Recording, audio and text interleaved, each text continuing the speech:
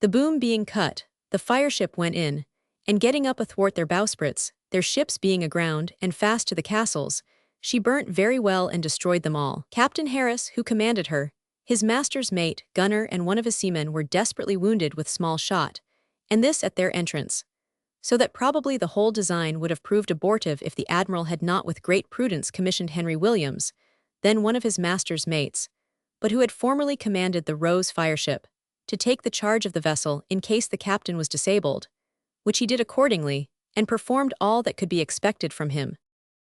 This loss was irreparable to the Algerines, who had picked out the 7 men of war that were here burnt, on purpose to fight Sir Edward Spragg, and furnished them with their best brass ordnance from on board all the rest of their vessels, and between 18 and 1900 chosen men double-officered, under the command of Old Turkey, their admiral. Of this force between 300 and 400 men were killed, the castle and town were miserably shattered, and a vast number of people slain and wounded, and, what much increased the misfortune, all their surgeons' chests were burnt on board their ships, so that numbers died for want of having their wounds dressed.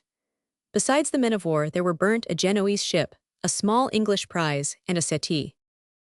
In this engagement, Sir Edward Spragg had only 17 men killed and 41 wounded. This and other misfortunes caused such a tumult among the Algerines that they murdered their day and chose another, by whom peace was concluded to the satisfaction of the English on December 9, 1671. The story of Sir John Barry. B.Y. John Campbell. As an illustration of the way in which a man could rise to the highest honors of the Navy, in the good old days, with no other influence or recommendation than his own merit, the case of Sir John Barry may be instanced here.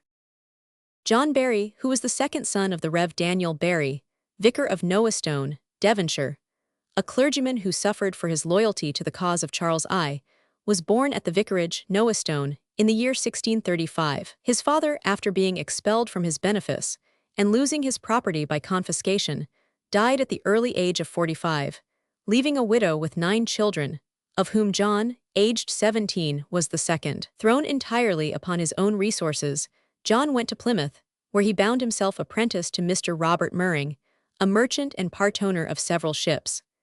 Going to sea in his service, he was extremely unfortunate, being twice taken by the Spaniards, and suffering a long imprisonment, which, however, did him no great harm. On his return to England, his master, who was suffering from a reverse in circumstances, released him from his indentures, upon which he came up to London, where, by the help of some friends, he was preferred to be boatswain of a ketch belonging to the Royal Navy, called the Swallow, which, under the command of Captain Insam, was ordered to the West Indies in company with 2 of the King's frigates. Both the frigates were lost in the Gulf of Florida, but the Swallow, by cutting down her masts and heaving her guns and provisions overboard, got clear, and in the space of 16 weeks, during which the crew had nothing to eat but the fish they caught, or to drink but rain water, the survivors arrived at Campeche.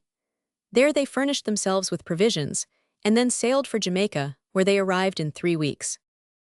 Sir Thomas Muddyford, a native of Devonshire, was then governor of that island, and he ordered the Swallow to be refitted, put 8 guns on board her, and having intelligence that a pirate, who had taken one Mr. Peach bound from Southampton to Jamaica, and marooned him and all his crew, was still in those seas, he ordered the Swallow, now well victualled and manned, to go in quest of her, and gave his countryman Barry the title of lieutenant.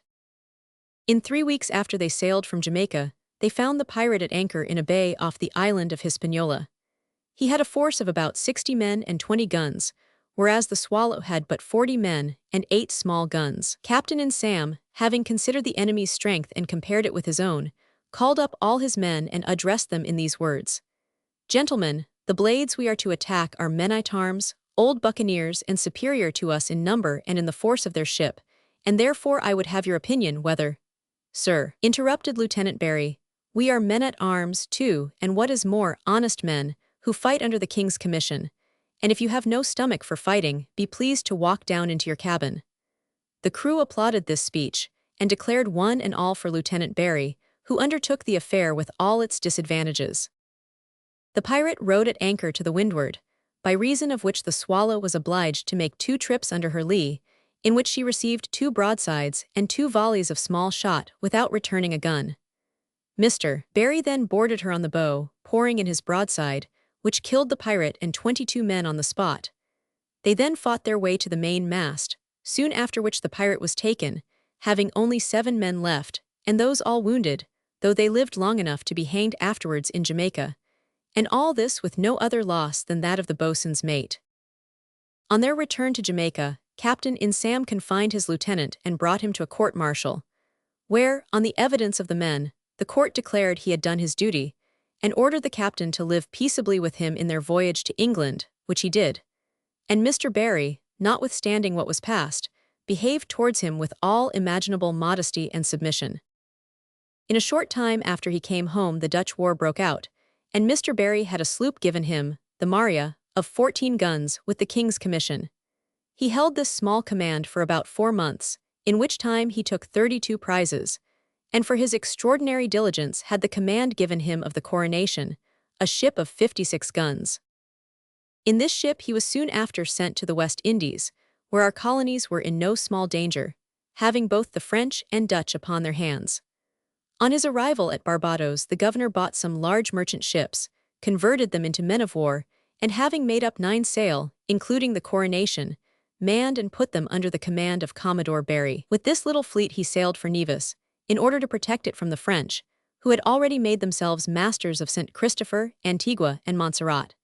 He had scarcely arrived before he had intelligence that the French were preparing at St. Christopher a very great force, which was intended for the conquest of Nevis. They had 22 men of war and frigates, 6 large transport ships of their own, and 4 Dutch. With these they sailed toward Nevis as to a certain victory. Commodore Barry sailed with his 9 ships to meet them, and as he turned the point of the island, one of his best ships blew up, which struck his men with astonishment if not dismay. "Now you have seen an English ship blow up," said the Commodore, "let us try if we can't blow up a Frenchman. There they are, boys, and if we don't beat them they will beat us." Having said this, he immediately began the fight with the French admiral, and after an engagement of upwards of 13 hours, forced this mighty fleet to fly for shelter under the cannon of St. Christopher, whither he pursued them, sent in a fireship, and burnt the French admiral. Seeing her in flames, he said to his seamen, "I told you in the morning that we should burn a Frenchman before night. Tomorrow we will try what we can do with the rest." While he was refitting his ships the enemy wisely stole away, the French to Martinico, and the Dutch to Virginia. In the Third Dutch War he had the command of the Resolution, a 70-gun ship, in which he was present at the famous action in Southwold Bay, on May 28, 1672. In this battle, observing that the Duke of York was very hard pressed, he left his station, and came in to his relief, where the service proved so hot that in less than 2 hours he had no fewer than 120 men killed, as many more wounded, and his ship completely disabled. Upon this he was towed out of the line, stopped his leaks, and fell into his place. Again in an hour, and there did such service that when Charles Roman II came to meet the fleet, and dined on board the Royal Sovereign at the buoy in the Nore, he, of his own thought, called for Captain Barry, and having knighted him, said very graciously, "As our thoughts have been now upon honor, we will hereafter think of profit, for I would not have so brave a man a poor knight." In the year 1682, it was thought expedient to send the Duke of York down to Scotland, and for this purpose the Gloucester frigate, under the command of Sir John Barry, was ordered to be ready, and accordingly on Apeth the Duke of York embarked on board that ship. In their passage Sir John observed, on May 3, when in the mouth of the Humber, as he apprehended, an error in the pilot's conduct, though he was looked upon as a man of great ability in his employment. Of this he informed the Duke, and desired they might lie to, at least for that night, which the pilot opposed. And being a great favourite of the Duke, his advice prevailed. But His Royal Highness was soon convinced of the superiority of Sir John Barry's judgment, since, in 3/4 of an hour afterwards, the ship was lost, and about 300 people in her, among whom were some persons of the first rank. The Duke himself but narrowly escaped in the longboat, Sir John Barry standing with his sword drawn in the stern of the boat to hinder people from crowding in, which undoubtedly saved the Duke, since a very few more would have overset it. During the reign of King James Roman II, he was in as high favour as he could desire, the king constantly consulting him in matters relating to the management of the fleet. When it became known that the Dutch meditated an invasion, Sir John Barry was appointed vice-admiral, and after the landing of the Prince of Orange, when Lord Dartmouth left the fleet, the sole command of it devolved upon him. The change of the government wrought none in the condition of our admiral, An experienced officer and a man of honor will be a welcome servant to any prince. King William was one who valued abilities and understood them, and therefore he often sent for Sir John Barry to confer with him on naval affairs. And once particularly, the king engaged with him in so close and earnest a conversation that it took up the whole night, and Sir John was not dismissed from the royal closet until it was far advanced in the morning. Yet this favor brought him no accession either for post or profit. He kept what he had, and probably thought that sufficient, being commissioner of the navy, governor of Deal Castle, and captain of an independent company. In February 1691 he was ordered to Portsmouth to pay off some ships there, and, while thus employed on board one of them, he was taken suddenly ill, and thereupon carried on shore, where it was given out that he died of a fever. A post-mortem revealed that he did not die a natural death, but as the result of poison, though by whom administered, or for what reason, was never made public. His body, according to his own direction, was carried from Portsmouth to London and interred in the chancel of Stepney Church, where a monument is erected to his memory. The story of the Third Dutch War. B.Y. John Campbell. The Battle of Southwold Bay, the story of the Earl of Sandwich, the invasion of Holland. We come now to the story of the Third Dutch War, perhaps more frequently called the Second, from the fact that it was the second war with Holland in the reign of Charles II. War was declared by Charles on the 28th of March, 1672, Louis XIV, of France agreeing to join with the English against the Dutch, and sending the Count d'Estrées, Vice-Admiral of France, with a large squadron, to join the English fleet. The French squadron arrived at St. Helens on the 3rd of May, and the king immediately went down to Portsmouth, and, to show his confidence in his new ally, went on board the French admiral, where he remained some hours. The English fleet sailed to the Downs, the Duke of York, as High Admiral, wearing the red, and the Earl of Sandwich, the blue. Here the French squadron joined them, their admiral bearing the white flag, the united fleet consisting of 101 sail of men of war, besides fireships and tenders. Of these the English had 65 ships of war, carrying 4,092 pieces of cannon, and 23,530 men. The French squadron consisted of 36 sail, on board of which were 1,926 pieces of cannon, and about 11,000 men. The Dutch, in the meantime, were at sea with a very considerable fleet, consisting of 91 stout men of war, 54 fireships, and 23 yachts. On May the 9th they were seen off Dover, and the 13th of the same month a Dutch squadron chased the Gloucester and some other ships under the cannon of Sheerness. The English fleet were at anchor in Solebay on May 28th, when the Dutch fell in with them, and if they had not spent too much time in council, had entirely surprised them. As it was, many of the English captains were forced to cut their cables in order to get into the line in time for the battle. The engagement began between 7 and 8 in the morning, when de Ruyter attacked the Red Squadron in the center, and engaged the admiral, on board of which was the Duke of York, for 2 hours, forcing His Highness at last to remove to another ship. The Dutch captain, Van Brakel, attacked the Earl of Sandwich in the Royal James, and while they were engaged, almost all the squadron of Van Ghent fell upon the Earl's ships.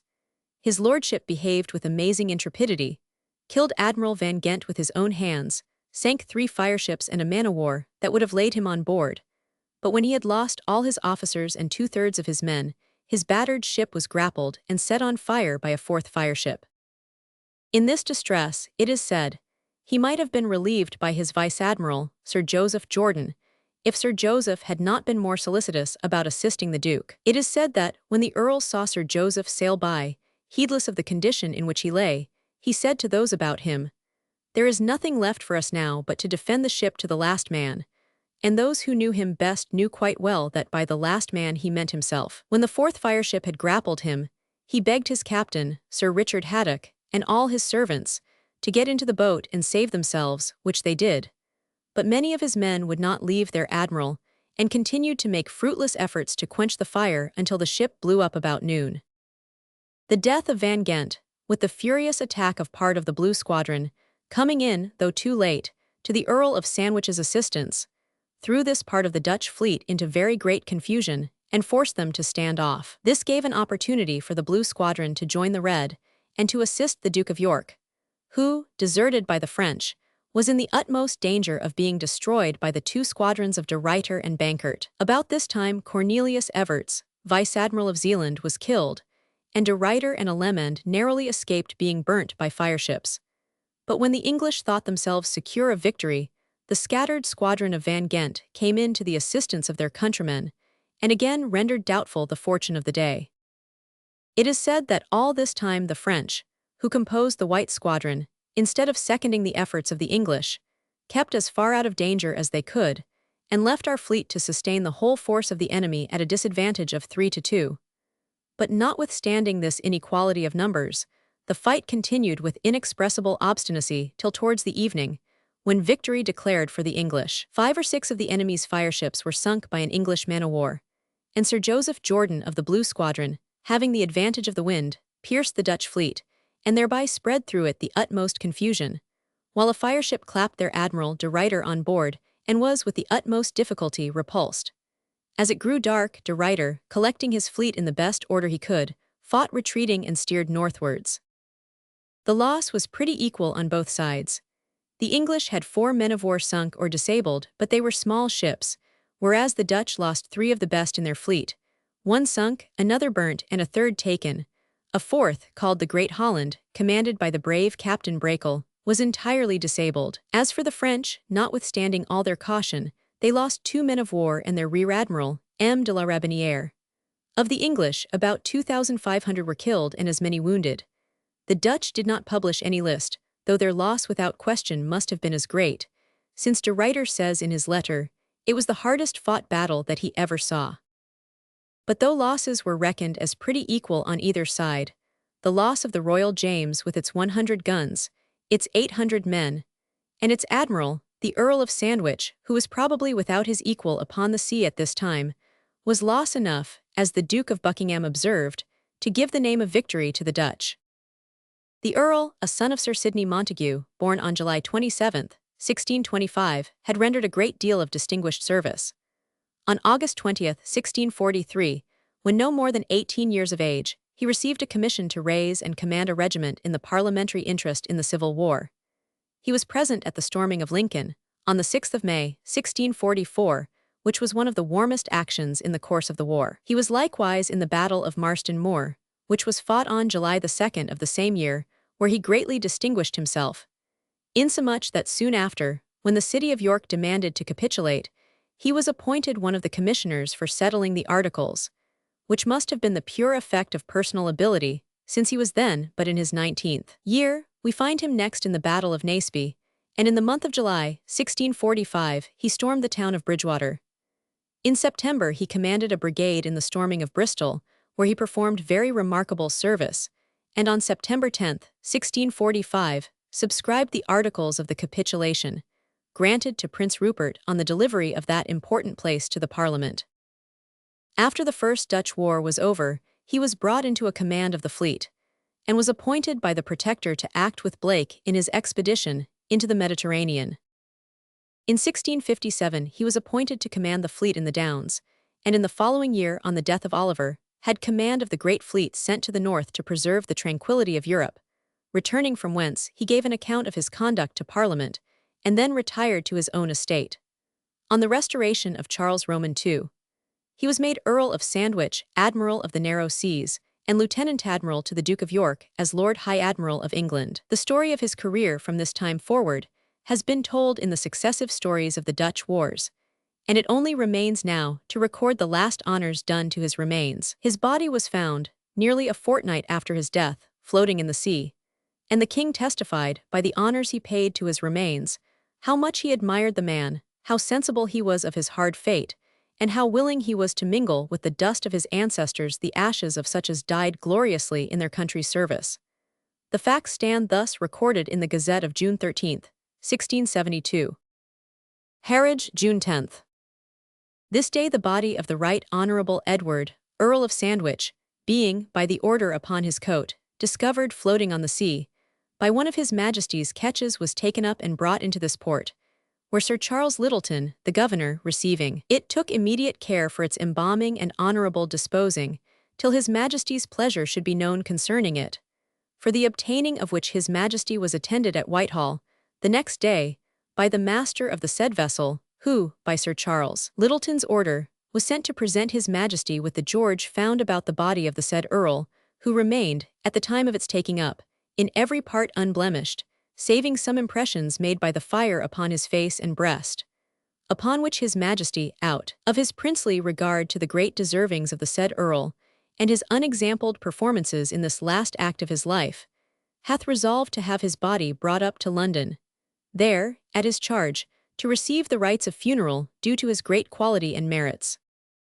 The Earl of Sandwich's body being taken out of one of his Majesty's yachts at Dipford on July 3, 1672, and laid in the most solemn manner in a sumptuous barge, proceeded by water to Westminster Bridge, attended by the King's barges, His Royal Highness the Duke of York's, as also with the several barges of the nobility, Lord Mayor, and the several companies of the City of London, adorned suitable to the melancholy occasion, with trumpets and other music that sounded the deepest notes. On passing by the Tower the great guns there were discharged, as well as at Whitehall, and about 5 o'clock in the evening, the body being taken out of the barge at Westminster Bridge, there was a procession to the Abbey Church with the highest magnificence. 8 earls were assistant to his son Edward, Earl of Sandwich, chief mourner, and most of the nobility and persons of quality in town gave their assistance to his interment in the Duke of Albemarle's vault, in the north side of King Henry VII's chapel, where his remains are deposited.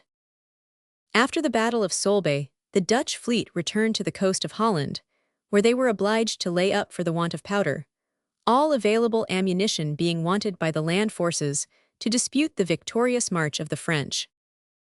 In their extremity the Dutch sued for peace, and sent 4 deputies to England and as many to the French king. At both courts they were treated with the same scant courtesy. Charles Roman II, instead of hearing and giving them an answer in person, sent 4 of his ministers to confer with them, and afterwards sent the Duke of Buckingham, the Earl of Arlington, and Viscount Halifax into Holland to treat with them there. These ambassadors made most extravagant demands, asking 10 millions of guilders for the expense of the war, an annual tribute of 100,000 for the liberty of fishing, and the perpetual stadtholdership for the Prince of Orange and his issue male. These, however, were moderate articles in comparison with the rest, for they insisted on a share in the Dutch East India trade, the possession of the city of Sluys in Flanders, and the islands of Cadzand, Walcheren, Goree and Vorn. The deputies sent to the French court were answered in the style of a conqueror, and so sent back to spread despair through the country, whereupon the Dutch, seeing nothing before them but slavery, resolved to lay aside all treaties and to die free. In the meantime, the French and English fleets, being perfectly refitted, and the latter having taken on board a large body of land forces, sailed again for the Dutch coasts, with a design to make a descent on Zealand, the only province into which the French had not carried their arms by land. Here they found the Dutch fleet, but not thinking proper to attack them among the sands, they deferred the execution of their design and blocked up the Meese and Texel, which de Ruyter, having strict orders to avoid battle, saw with concern, yet wanted power to prevent. The Duke of York now resolved to disembark his troops on the Isle of Texel. The occasion was favourable in all respects. The French and the Bishop of Munster were in the heart of the Dutch territories, so that no great force could be drawn together to resist the English on shore, and the coast was so low and flat that it looked as if nothing could secure the Dutch from invasion. It was upon July 3 this resolution was taken, and it was intended that the forces should have landed the next flood. But at this critical juncture wind and wave interposed in favor of a free people, and saved them from a yoke which seemed already to press upon their necks. The ebb continued much longer than usual, and this defeated the intended descent for that time, and the storm, that rose the night following, forced the fleet out to sea, where they struggled for some time with very foul weather, and then returned to the English shore. The Dutch clergy magnified this circumstance into a miracle, and certainly it was a good stroke of policy at such a time to persuade the nation, struggling against superior enemies, that they were particularly favoured by heaven. After this disappointment, there was no other action thought of at sea for this year, except the sending Sir Edward Spragge, with a squadron, to disturb the Dutch herring fishery, which he performed with a degree of moderation that became so great a man, contenting himself with taking one of their vessels, when he saw that was sufficient to disperse the rest. All this time affairs in England were getting into very strained conditions. The Parliament had never owned the Dutch war, and though they voted liberal supplies to the king, did so without naming the object to which they were to be applied further than to designate them, the king's extraordinary occasions. At this time, too, the Test Act was passed, an act which, putting it out of the power of the papists to continue in public offices, compelled Lord Clifford to quit the Treasury and the Duke of York to give up the fleet. Early in the year 1673, it was resolved that Prince Rupert should succeed the Duke of York at the head of the fleet, and by the middle of May, he was ready for sea. The object of the English was to make another attempt to land troops upon the Dutch coast, and with this view, a considerable number of soldiers was put on board the fleet. Charles II and the Duke of York visited the navy on May 19, and in a council of war held in their presence, it was resolved to attack the enemy even upon their own coast, in case they could not be provoked to put to sea. In pursuance of this determination, Prince Rupert stood over towards the coast of Holland, and found de Ruyter with the Dutch fleet riding within the sands of Schoonveld, in a line between the Rand and the Stony Bank, which was a very advantageous situation. On the 28th, in the morning about 9 o'clock, Prince Rupert sent a detached squadron of 35 frigates and 13 fireships to draw the enemy out, which was very easily done. For de Ruyter presently advanced in good order, and the English light ships retreating, put their own fleet in some disarray. This engagement took place upon very unequal terms.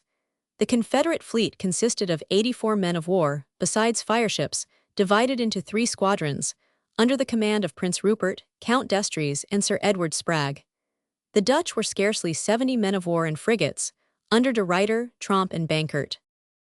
The battle was very hard fought on both sides, insomuch that Tromp shifted his flag 4 times, from the Golden Lion to the Prince on horseback, from the Prince on horseback to the Amsterdam, and from the Amsterdam to the Comet, from on board which he dated his letter to the States in the evening. Sir Edward Spragge and the Earl of Ossory distinguished themselves on our side by their extraordinary courage and conduct. Prince Rupert also performed wonders, considering that his ship was in a very bad condition, and took in so much water at her ports that she could not fire the guns of her lower tier. The battle lasted till night, and then the Dutch are said to have retired behind their sands. Both sides, however, claimed the victory. De Ruyter, in his letter to the Prince of Orange, says, "We judge absolutely that the victory is on the side of the state and of your highness." Prince Rupert, in his letter to the Earl of Arlington, says, "I thought it best to cease the pursuit and anchor where I now am." As to the slain on both sides in this battle, it is reported the Dutch lost Vice Admiral Schramm, Rear Admiral Vlug, and 6 of their captains, and had 1 ship disabled, which was lost in her retreat. On our side fell the captains Fowles, Finch, Tempest, and Worden. Colonel Hamilton had his legs shot off, and we had only 2 ships disabled, none either sunk or taken. In one respect, however, the Dutch may certainly be credited with victory, since they prevented a descent intended upon their country, which was the main object of the attack, and for which service, in case of the victory of the English fleet, Count Skommerg, with 6,000 men, lay ready at Yarmouth. The Dutch, being upon their own coast, had the advantage of receiving quick supplies, whereas the wind prevented the English from obtaining succor. Prince Rupert, however, did all in his power to repair his fleet, and believing that the Dutch would not be long before they resumed hostilities, he went on board the Royal Sovereign in the evening of June 3, where he went not to bed all night. His foresight was justified by events, for on the 4th, in the morning, the Dutch fleet, by this time at least as strong as the Confederates, bore down upon them as fast as the wind would permit. Prince Rupert was so much in earnest that, finding his ship's crew raised his anchors very slowly, he ordered his cables to be cut, that he might make haste to meet the Dutch. Count d'Estrées, with the White Squadron, is said to have betrayed no such great willingness to fight, but to have kept as much as might be out of harm's way. At last, about 5 in the evening, Spragge and Tromp engaged with great fury. De Ruyter showed at first a design of coming to a close engagement with the prince, but before he came within musket-shot, he tacked and bore away, whence it was concluded that he had suffered some considerable damage. Spragge, in the meantime, had forced Tromp to sheer off. He then fell into Vice Admiral Sweers's division, which he soon put to confusion, and had a third engagement with Tromp, wherein he shot down his flag. The battle lasted till between 10 and 11 at night, and then the Dutch stood to the southeast, and so it ended. Both sides claimed the victory as before, losses being pretty equal on both sides, though far from considerable on either. The prince was for attacking the enemy again, but it was carried in a council of war to sail for the English coast, in order to obtain supplies, as well of ammunition as provision, of the want of which a great many captains complained loudly. Besides, the fleet was so poorly manned that if it had not been for the land forces on board they could not have fought at all. On June the 8th the fleet arrived at the Nore, and on the 14th Prince Rupert went to London, to give the king an account of the condition of things, and to press for necessary supplies. About the middle of July, Prince Rupert was once more at sea, having on board the troops intended for a descent upon the Dutch coast. His Highness arrived off Holland on the 21st of the said month, and, declining an engagement, stood along the shore in order to find an opportunity for disembarking his troops.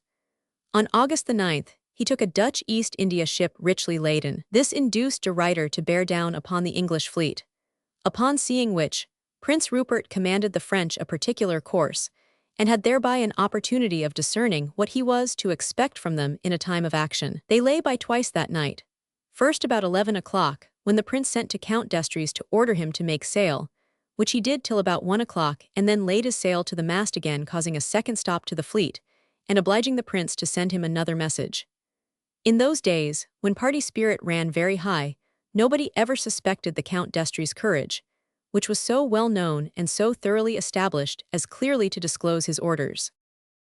These delays gave the Dutch admiral an opportunity of gaining the wind, which he did not neglect, but early on August 11th, bore down upon the Confederates as if he meant to force them to a battle, upon which his Highness thought fit to tack, and thereby brought the fleet into good order. He put the French in the van, himself in the centre, and Sir Edward Spragge in the rear, and in this disposition the French lay fair to get the wind of the enemy, which, however, they neglected. The English fleet consisted of about 60 men of war and frigates, the French of 30, and the Dutch of 70 or thereabouts, so that the royal fleets were indisputably superior to that of the Republic. De Ruyter, bearing down with his fleet in 3 squadrons, prepared to attack the prince himself, while Tromp engaged Spragge and the Blue Squadron, in which the English admiral obliged him, by laying his foretop sail to his mast, in order to stay for him, contrary to the express order of the prince. This fondness for a point of honor proved fatal to himself as well as disadvantageous to the fleet. Bankert, with his Zealand squadron, should have engaged the White, commanded by 500 Estrées, but it seems the Dutch understood the temper of the French better than to give themselves much trouble about them, for Bankert contented himself with sending 8 men of war and 3 fireships to attack the rear admiral, de Martel, who seemed to be the only man that had any real design to fight, and then the rest of the Zealand squadron united themselves to de Ruyter and fell together upon Prince Rupert. The battle between de Ruyter and the Red Squadron began about 8 o'clock in the morning, and a multitude of circumstances concurred to threaten the English admiral with inevitable ruin. Sir Edward Spragge, intent on his personal quarrel with Van Tromp, had fallen to the leeward several leagues with the Blue Squadron, and to complete Prince Rupert's misfortune, the enemy found means to intercept his own rear admiral, Sir John Chichel, with his division, so that by noon his Highness was wholly surrounded by the Dutch, being pressed by de Ruyter and his division on his lee quarter, an admiral with 2 flags more on his weather quarter, and the Zealand squadron on his broadside to windward.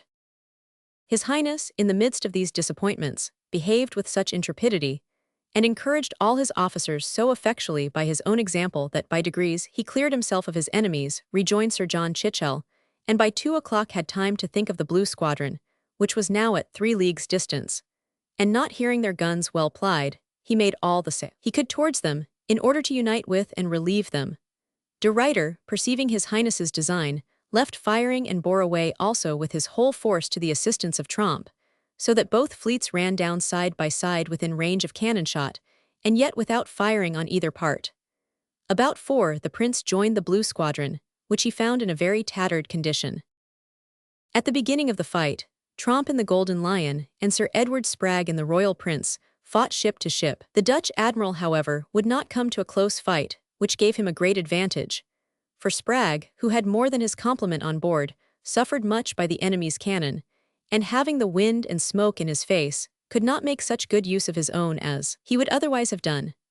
After 3 hours' warm fighting, the Royal Prince was so disabled that Sir Edward was forced to go on board the St. George, and Tromp quitted his Golden Lion to hoist his flag on board the Comet, when the battle was renewed with incredible fury. The great aim of the Dutch admiral was to take or sink the royal prince, but the Earl of Ossory and Sir John Kempthorne, together with Spragg himself, so effectually protected the disabled vessel that none of the enemy's fireships could come near her, though they often attempted it. At last, the St. George being terribly torn and disabled, Sir Edward Spragg designed to go on board a third ship, the Royal Charles. But before he had got 10 boats' length, a shot which passed through the St. George took his boat, and though they immediately rowed back, before they could get within reach of the ropes that were thrown out from the St. George, the boat sank, and Sir Edward was drowned. When Prince Rupert drew near the Blue Squadron, he found the admiral disabled, the vice-admiral lying to the windward, mending his sails and rigging, the rear-admiral astern of the royal prince, between her and the enemy, bending his new sails and mending his rigging. The first thing His Highness did was to send 2 frigates to take the royal prince in tow. He then steered in between the enemy and the lame ships, and perceiving that Tromp had tacked and was coming down again upon the Blue Squadron, he made a signal for all the ships of that squadron to join him. But it was in vain, for, except the 2 flags, Sir John Kempthorne and the Earl of Ossory, there was not one in a condition to move. The French still continued to look on with all the coolness imaginable, and notwithstanding the prince put out the blue flag upon the Mizzen-Peak, which was the signal to attack set down in the general instructions for fighting, and known not only to all the English captains, but also to those of the White Squadron. Yet they remained, as before, wholly inactive. But to give some kind of color to this conduct, the Count d'Estrées, after the battle was in a manner over, sent to know what this signal meant. An officer who wrote an account of this engagement says, "The sending to inquire the meaning of the signal was cunningly done, but one of de Ruyter's sailors seems to have had as much penetration as the French ministry had artifice, for upon one of his companions asking him what the French meant by keeping at such a distance, 'Why, you fool,' said he, 'they have hired the English to fight for them, and all their business here is to see that they earn their wages.'" About 5 in the evening, de Ruyter, with all his flags and fleet, came close up with the prince, and then began a very sharp engagement. His Highness had none to second him but the vice-admiral and rear-admiral of the Blue, Sir John Harman, Captain Davis, and Captain Stout of his own division, Sir John Holmes in the Rupert, Captain Legge in the Royal Catharine, Sir John Barry in the Resolution, Sir John Ernle in the Henry, Sir Roger Strickland in the Mary, and Captain Carter in the Crown, in all about 13 ships. The engagement was very close and bloody till about 7 o'clock, when His Highness forced the Dutch fleet into great disorder, and sent in 2 fireships amongst them to increase it, at the same time making a signal for the French to bear down, which even then, if they had done, a total defeat must have followed. But, as they took no notice of it, and the prince saw that most of his ships were not in any condition to keep the sea long, he wisely provided for their safety by making with an easy sail toward our own coasts. This battle ended as doubtfully as any of the rest, for the Dutch very loudly claimed the victory now, as they did before, and with fully as much reason. The truth is, it seems to have been a drawn battle, since the Dutch, notwithstanding all their advantages, did not take or sink a single English man-of-war, and killed but 2 captains, Sir William Reeves and Captain Havard, besides our gallant admiral, Sir Edward Spragg, and no great number of private men. On their side they lost 2 vice-admirals, Sweers and Leeft, 3 captains, and about 1,000 private men. Soon after this battle, the English fleet came into the Thames, and Prince Rupert returned to court, where he joined his representations to those of others who were desirous for peace, the result of which was that a treaty of peace was signed in London on February 9, 1674, whereby all differences were adjusted.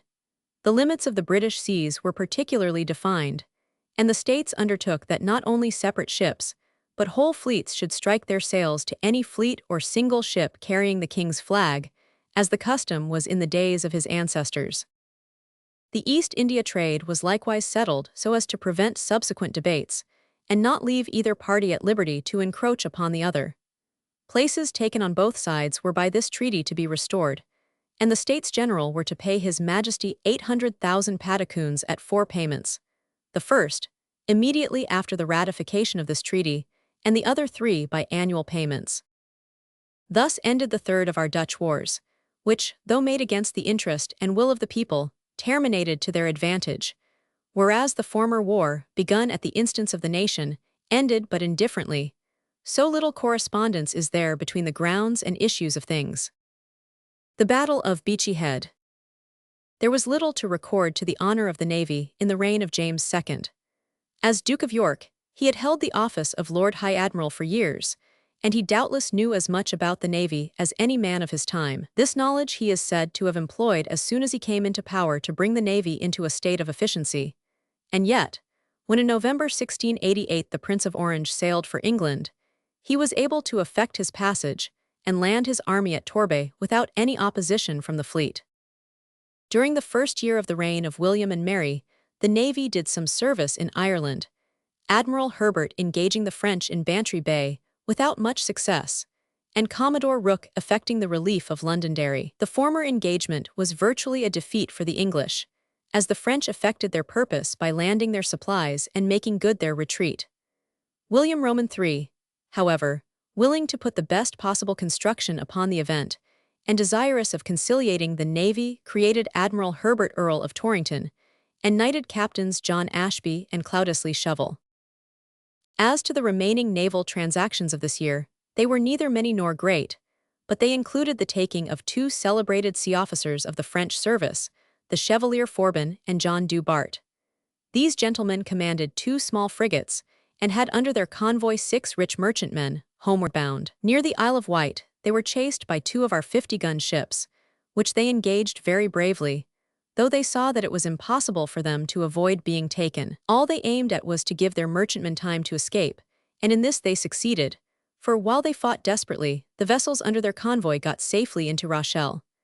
As for the Chevalier Forbin and Captain Bart, they were carried prisoners into Plymouth, from whence not long after they found means to escape, and got safely over to Calais. For this gallant and generous action, the French king rewarded each of them with the command of a man-of-war. In 1690, however, the fleet was called upon to face a far more formidable encounter. The French, who had for years been paying increased attention to naval affairs, and who had made use of the recent Dutch wars, first on one side and then on the other, to obtain knowledge and experience of maritime affairs, now dispatched their fleet with a considerable body of troops to make a descent upon England in the interests of James Roman II, while the Jacobins in London made active preparations for a simultaneous rising. On June 12, the French fleet put to sea in 3 squadrons, each squadron being divided into 3 divisions. Of these, the white and blue squadrons, commanded by Count d'Estrées, on board the Legrand, a ship of 86 guns, formed the vanguard, consisting of 26 men of war. The main body was composed of the white squadron, which consisted likewise of 26 sail, commanded by the Admiral Count Tourville in the Royal Sun, a ship of 100 guns, while the blue squadron, commanded by M. d'Amfreville in the Magnificent, a ship of 80 guns, comprised 25 sail and formed the rear guard. In all there were 78 men of war and 22 fireships, and the whole fleet carried upwards of 4,700 pieces of cannon. On June the 13th they steered for the English coast, and on the 20th arrived off the Lizard. The next day the Admiral took some English fishing boats, and, after having paid the people who were on board for their fish, set them at liberty again. These men were the first to bring the news of the arrival of the French fleet on our coast, while our own fleet was lying idle in the Downs. Under the arrangement of the conspirators, the French fleet was to enter the Thames, and the Jacobins in London were to rise, seize the Queen and her principal ministers, and proclaim James once more king, whereupon James was to leave Ireland to the care of Lauzun and Tyrconnell, return to England, and take the head of the revolution, while the French landed troops at Torbay and intercepted the return of William from Ireland. The Earl of Torrington was at St. Helens when he received the news of the arrival of the French fleet, which must have surprised him very much, since he was so far from expecting the French in that quarter that he had no scouts to the westward. He put to sea, however, with such ships as he had, and stood to the southeast, leaving orders that all the English and Dutch ships which could have notice should follow him. In the evening he was joined by several more ships, and the next morning he found himself within sight of the enemy. The French landed and made some prisoners on shore, and by them sent a letter from Sir William Jennings, an officer in the Navy, who had followed the fortunes of King James and served now as 3rd captain on board the Admiral, promising pardon to all such captains as would now adhere to that prince. The next day Torrington received another reinforcement of 7 Dutch men of war, under the command of Admiral Evertson, and for some time the English fleet lay off Ventnor, while the French fleet stood off the Needles. It is certain that the Earl of Torrington did not think himself strong enough to venture on an engagement, and in all probability the rest of the admirals agreed with him. His whole strength consisted of about 34 men of war of several sizes, and the 3 Dutch admirals had under their command 22 large ships. Outnumbered by more than 20 sail, it was perhaps but natural that he should seek to avoid hostilities. In London, where the Jacobin plot was known, the utmost excitement prevailed.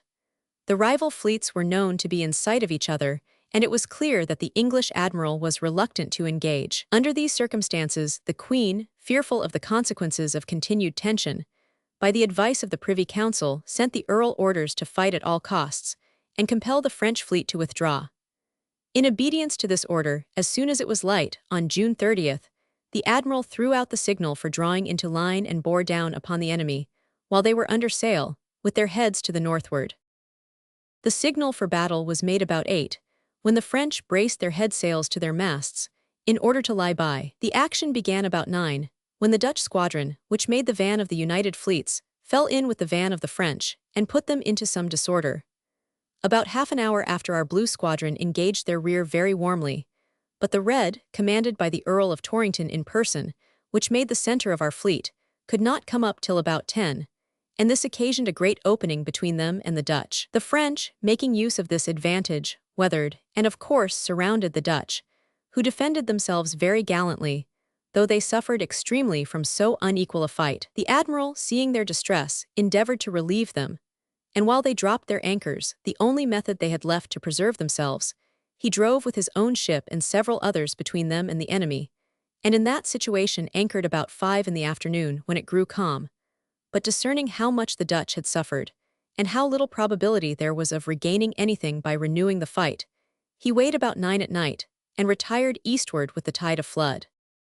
The next day it was resolved in a council of war, held in the afternoon, to preserve the fleet by retreating, and rather to destroy the disabled ships, if they should be pressed by the enemy, than to hazard another engagement by endeavoring to protect them. This resolution was executed with as much success as could be expected, which, however, was chiefly owing to want of experience in the French admirals, for by not anchoring when the English did, they were driven to a great distance, and by continuing to chase in a line of battle, instead of leaving every ship at liberty to do her utmost, they could never recover what they lost by their first mistake. But notwithstanding all this, they pressed on their pursuit as far as Rye Bay, and forcing the Anne, of 70 guns, which had lost all her masts, on shore near Winchelsea, they sent in 2 ships to burn her, which the captain prevented by setting fire to her himself. The body of the French fleet stood in and out of the bays of Bourne and Pevensey, in Sussex, while about 14 of their ships anchored near the shore. Some of these attempted to burn a Dutch ship of 64 guns, which at low water lay dry, but her commander defended her so stoutly every high water that they were at length forced to desist, and the captain carried her safe into Holland. Our loss in this unlucky affair, if we accept reputation, was not so great as might have been expected, not more than 2 ships, 2 sea captains, 2 captains of marines, and 350 private men. The Dutch were much more unfortunate, because they were more thoroughly engaged. Besides 3 ships sunk in the fight, they were obliged to set fire to 3 more that were stranded on the coast of Sussex, losing in all 6 ships of the line. They likewise lost many gallant officers, particularly their rear admirals, Dick and Brakel, and Captain Nordell, with a great number of inferior officers and seamen. After the engagement our fleet retreated towards the River Thames, and the Earl of Torrington, going on shore, left the command to Sir John Ashby. On July 8 the French fleet stood toward their own coast, but were seen, upon the 27th, off the Berry Head, a little to the eastward of Dartmouth, and then, the wind taking them short, they put into Torbay. There they lay but a short time, for they were discovered on the 29th near Plymouth, at which place the necessary preparations were made by platforms and other works to give them a warm reception. On August 5 they appeared again off the Rame Head, in number between 60 and 70, when, standing westward, they were no more seen in the Channel during 1690. The Earl was tried by court-martial on the charge of having from treachery or cowardice misbehaved in his office, drawn dishonor on the English nation, and sacrificed our good allies the Dutch. He defended himself with dignity and eloquence, affirming that he fought under orders, against his own judgment and that of his staff, against superior forces without any probability of success, that the Dutch suffered for their own rashness, and that if he had sustained them in the manner they expected, the whole fleet must have been surrounded and destroyed. In the end the Earl was acquitted, but the day after the trial he was superseded. The victory of Alfred H. B.Y. John Campbell. On the dismissal of the Earl of Torrington from the command of the Navy, Edward Russell was appointed Admiral and Commander-in-Chief. But 12 months elapsed before an opportunity occurred for wiping out the dishonor of the engagement off Beachy Head. As soon as Louis XIV perceived that it was impossible to support the war in Ireland any longer to advantage, he resolved to employ the forces still left with King James to serve his purpose in another way. With this view, he concerted with the malcontents in England an invasion of the coast of Sussex, and though for this design it was necessary to draw together a large number of transports, as well as a very considerable body of troops, he had both in readiness. Before his purpose was so much as suspected here, the land forces consisted of 14 battalions of English and Irish troops and about 9,000 French soldiers, commanded by Marshal de Bellefonds, so that in all there were not less than 20,000 men. The fleet of transports consisted of 300 sail, and was well provided with everything necessary for the invasion. In short, nothing was wanting to the execution of this design in the beginning of April, but the arrival of Count d'Estrées' squadron of 12 men of war, which was to escort the embarkation, while the Count de Tourville cruised in the Channel with the Grand Fleet, ready to put to sea, but detained by contrary winds. Things being in this position, King James sent over Colonel Parker and some other agents to give his friends intelligence of his motions, and some of these people, in hopes of reward, gave the first clear account of the whole design to the English government, upon which order after order was sent to Admiral Russell to hasten out to sea in whatever condition the fleet might be. There were at this very critical juncture 2 considerable squadrons at sea, one under the command of Sir Ralph de Laval, sent to bring home a fleet of merchantmen from the Mediterranean, the other under Rear Admiral Carter, near the French coast. It was apprehended that the French would have endeavored to intercept the former, and therefore, on the last of February, orders were sent by the Groyne packet-boat to Vice Admiral de Laval to avoid coming near Cape St. Vincent, but rather to sail to Dingle Bay, the mouth of the Shannon, or some other port thereabouts. But for fear these orders might not reach him soon enough at Cadiz, an advice boat was ordered to cruise for him off Cape Clear, with instructions to put into Cork or Kinsale.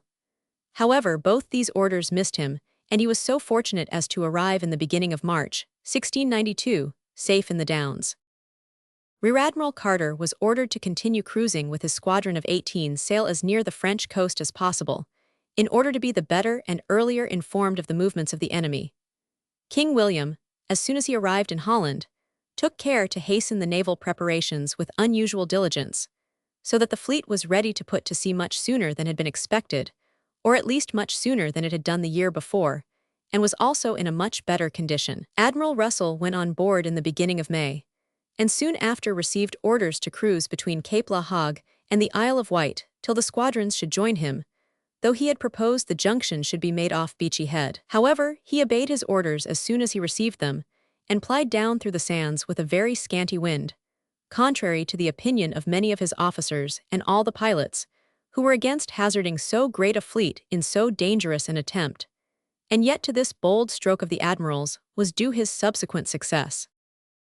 On May the 8th the fleet came safe off Rye, and that night the admiral sent to the Dutch admiral to weigh and make sail after him, that no time might be lost.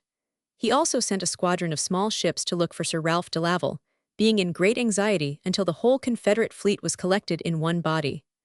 On May 11th he sailed from Rye Bay for St. Helens, where in 2 days' time he was joined by Sir Ralph de Laval and Rear Admiral Carter with their squadrons. While here, the admiral received a letter from the Earl of Nottingham, as Secretary of State, written by Queen Mary's direction, wherein he was informed that a scandalous and malicious report had been spread with regard to some of the officers of the fleet, to the effect that they were disaffected or not hardy in the service, and that Her Majesty had thereupon been pressed to discharge many of them from their employment. But Her Majesty charged the admiral to acquaint his officers that she was satisfied this report was raised by the enemies of the government, and that she reposed so entire a confidence in their fidelity that she had resolved not to displace so much as one of them.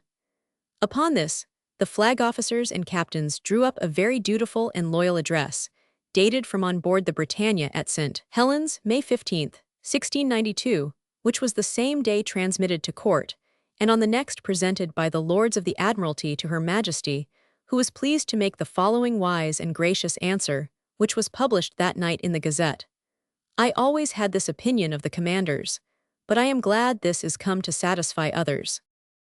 When all the ships, English and Dutch, were assembled, the admiral proposed that a small detachment of 6 or 8 frigates might be sent to hover about the coast of Normandy, and that the grand fleet should lie westward of that place, in order to protect them from the enemy. This proposition being in part approved, he detached 6 light ships to gain intelligence, and sailed on May 18 for the coast of France. The next day, about 3 in the morning, the scouts westward of the fleet fired swivel guns, and made the signal of discovering the enemy. Immediately orders were given for drawing into a line of battle, and the signal was made for the rear of the fleet to tack, in order to engage the sooner if the French stood to the northward. A little after 4, the sun dispersing the fog, the enemy were seen standing southward. The admiral upon this caused the signal for the rear to tack to be taken in, and bore away with his ship to leeward, that each ship in the fleet might fetch his wake, and then be brought to, and lay by, with his foretop sail to the mast, that so others might have the better opportunity of placing themselves according to the manner formerly directed for such an occasion. The Confederate fleet was in good order by 8, having the Dutch squadron in the van, the red in the center, and the blue in the rear. About 10, the French fleet bore down upon them with great resolution. About 11:30, Count Tourville in the Royal Sun brought to and began the fight with Admiral Russell, being within 3/4 musket shot. He plied his guns very warmly till 1, but then began to tow off in great disorder, his rigging, sails, and topsail yards being very much injured. About 2 the wind shifted, so that 5 of the enemy's blue squadron posted themselves, 3 ahead and 2 astern of their admiral, and fired very briskly till after 3. The admiral and his 2 seconds, Mr. Churchill and Mr. Almer, had all these ships to deal with. The fog was so thick about 4 that the enemy could not be seen, and as soon as it cleared up, the French admiral was discovered towing away northward, upon which the admiral followed him and made the signal for chasing. While this passed between the admirals, Sir Cloudesley Shovel got to the windward of Count Tourville's squadron and engaged them, but the fog growing darker than before, they were forced to anchor. The weather clearing up a little, the French followed their flying admiral, and the English chased the best they could. About 8 in the evening it grew foggy again, and part of the English blue squadron, having fallen in with the enemy, engaged about half an hour, till, having lost 4 ships, they bore away for Conquet Road.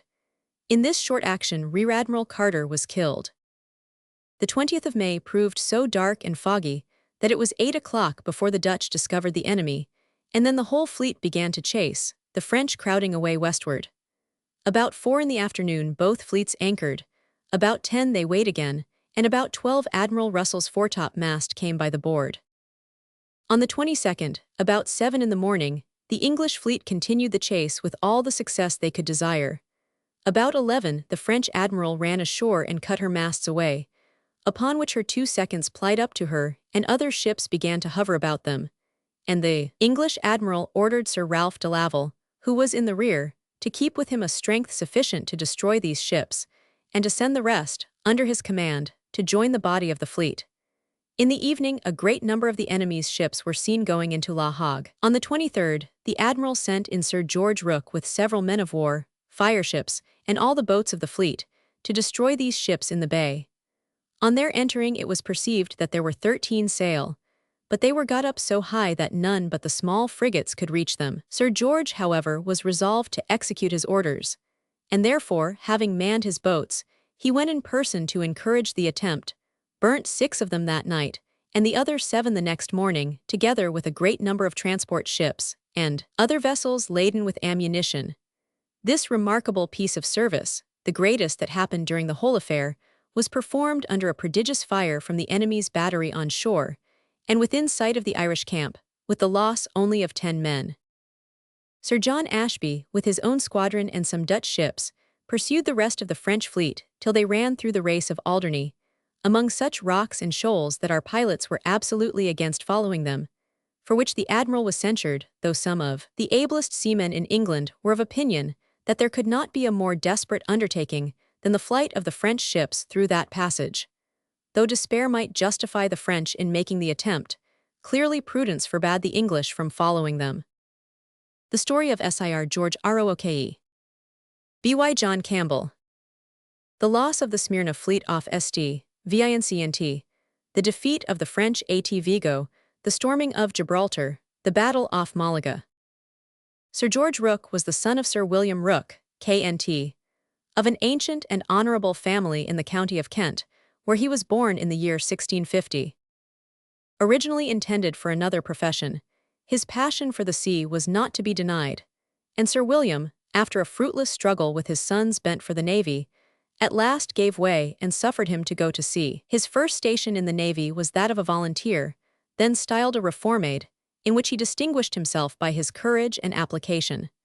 This soon secured him the post of lieutenant, from which he rose to that of captain before he was 30, promotion then thought very extraordinary. Admiral Herbert distinguished him early, by sending him, in the year 1689, as commodore, with a squadron to the coast of Ireland, where he concurred with Major General Kirke in the relief of Londonderry, assisting in person in taking the island in the lake, which opened a passage for the relief of the town. In the year 1690 he was appointed Rear Admiral of the Red, and in that station, served in the fight off Beachy Head, where, notwithstanding the misfortune of our arms, indisputably the greatest we ever met with at sea, Admiral Rooke was allowed to have done his duty with much resolution. In the spring of 1691, he was promoted to the rank of Vice Admiral of the Blue, in which station he served in the famous Battle of La Hague, on May the 22nd, 1692, and contributed no small share to the victory. For this service, an account of which will be found in the story of the victory of La Hague, he was knighted in the following year. The direction of the fleet being now put in commission, Sir George Rooke was entrusted with the command of the squadron appointed to escort the Smyrna fleet, and the joint admirals received orders to accompany him as far to sea as they thought proper. After which, his instructions were to take the best care of the fleet he could, and, in case of any misfortune, to retire into some of the Spanish ports, and put himself under the protection of their guns.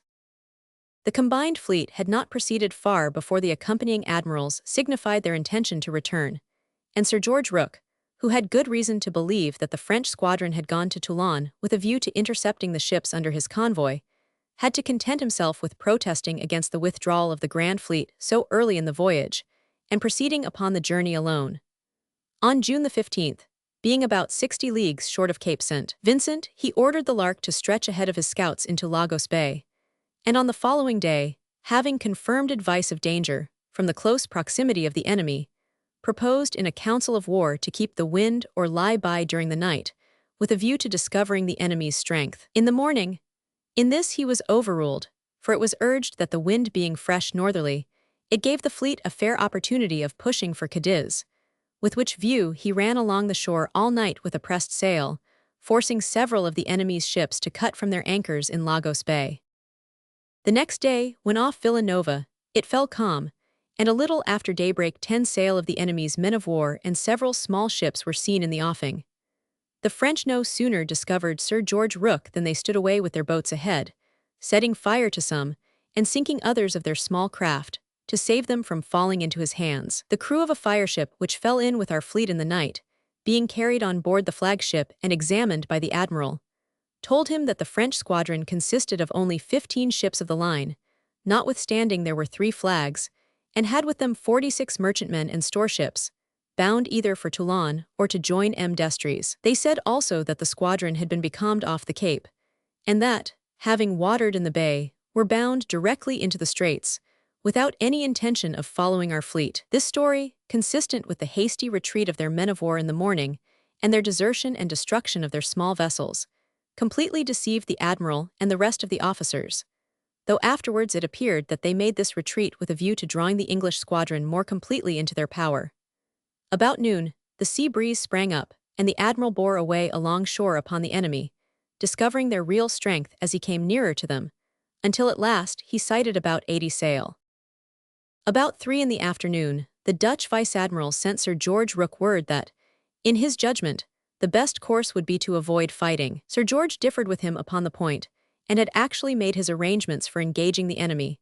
But reflecting that he should take upon himself the whole blame of the consequences if he fought contrary to the Dutch admiral's advice, he brought to, and then stood off with an easy sail, at the same time dispatching the Sheerness with orders to the small ships that were on the coast to endeavor to get along shore in the night, and save themselves in the Spanish ports. This, happily, many of them succeeded in doing. Sir George Rooke's whole squadron consisted of no more than 23 ships of war. Of these, 13 only were English, 8 Dutch, and 2 Hamburgers. The fleet of merchantmen under his convoy numbered 400 sail of all nations, though the greater part of them were English ships. The fleet under M. Tourville consisted of 120 sail, of which 64 were of the line, and 18 three-deck ships. Yet Sir George Rooke saved all his men of war, and no less than 60 merchantmen, and was said by the Dutch gazettes to have gained more reputation by his escape than the French had by their victory. Early in the year 1697, Sir George Rooke was appointed admiral and commander-in-chief of the fleet, and put to sea towards the latter end of June. As the French avoided fighting, Sir George found it impossible to do anything with them. But while cruising off the French coast, he met with a large fleet of Swedish merchantmen, and having obliged them to bring to and submit to be searched, found just grounds for believing that most of their cargoes belonged to French merchants, upon which he sent them under the convoy of some frigates into Plymouth. This caused a great deal of excitement, the Swedish minister interposing, and some of our statesmen being inclined to disapprove the admiral's conduct.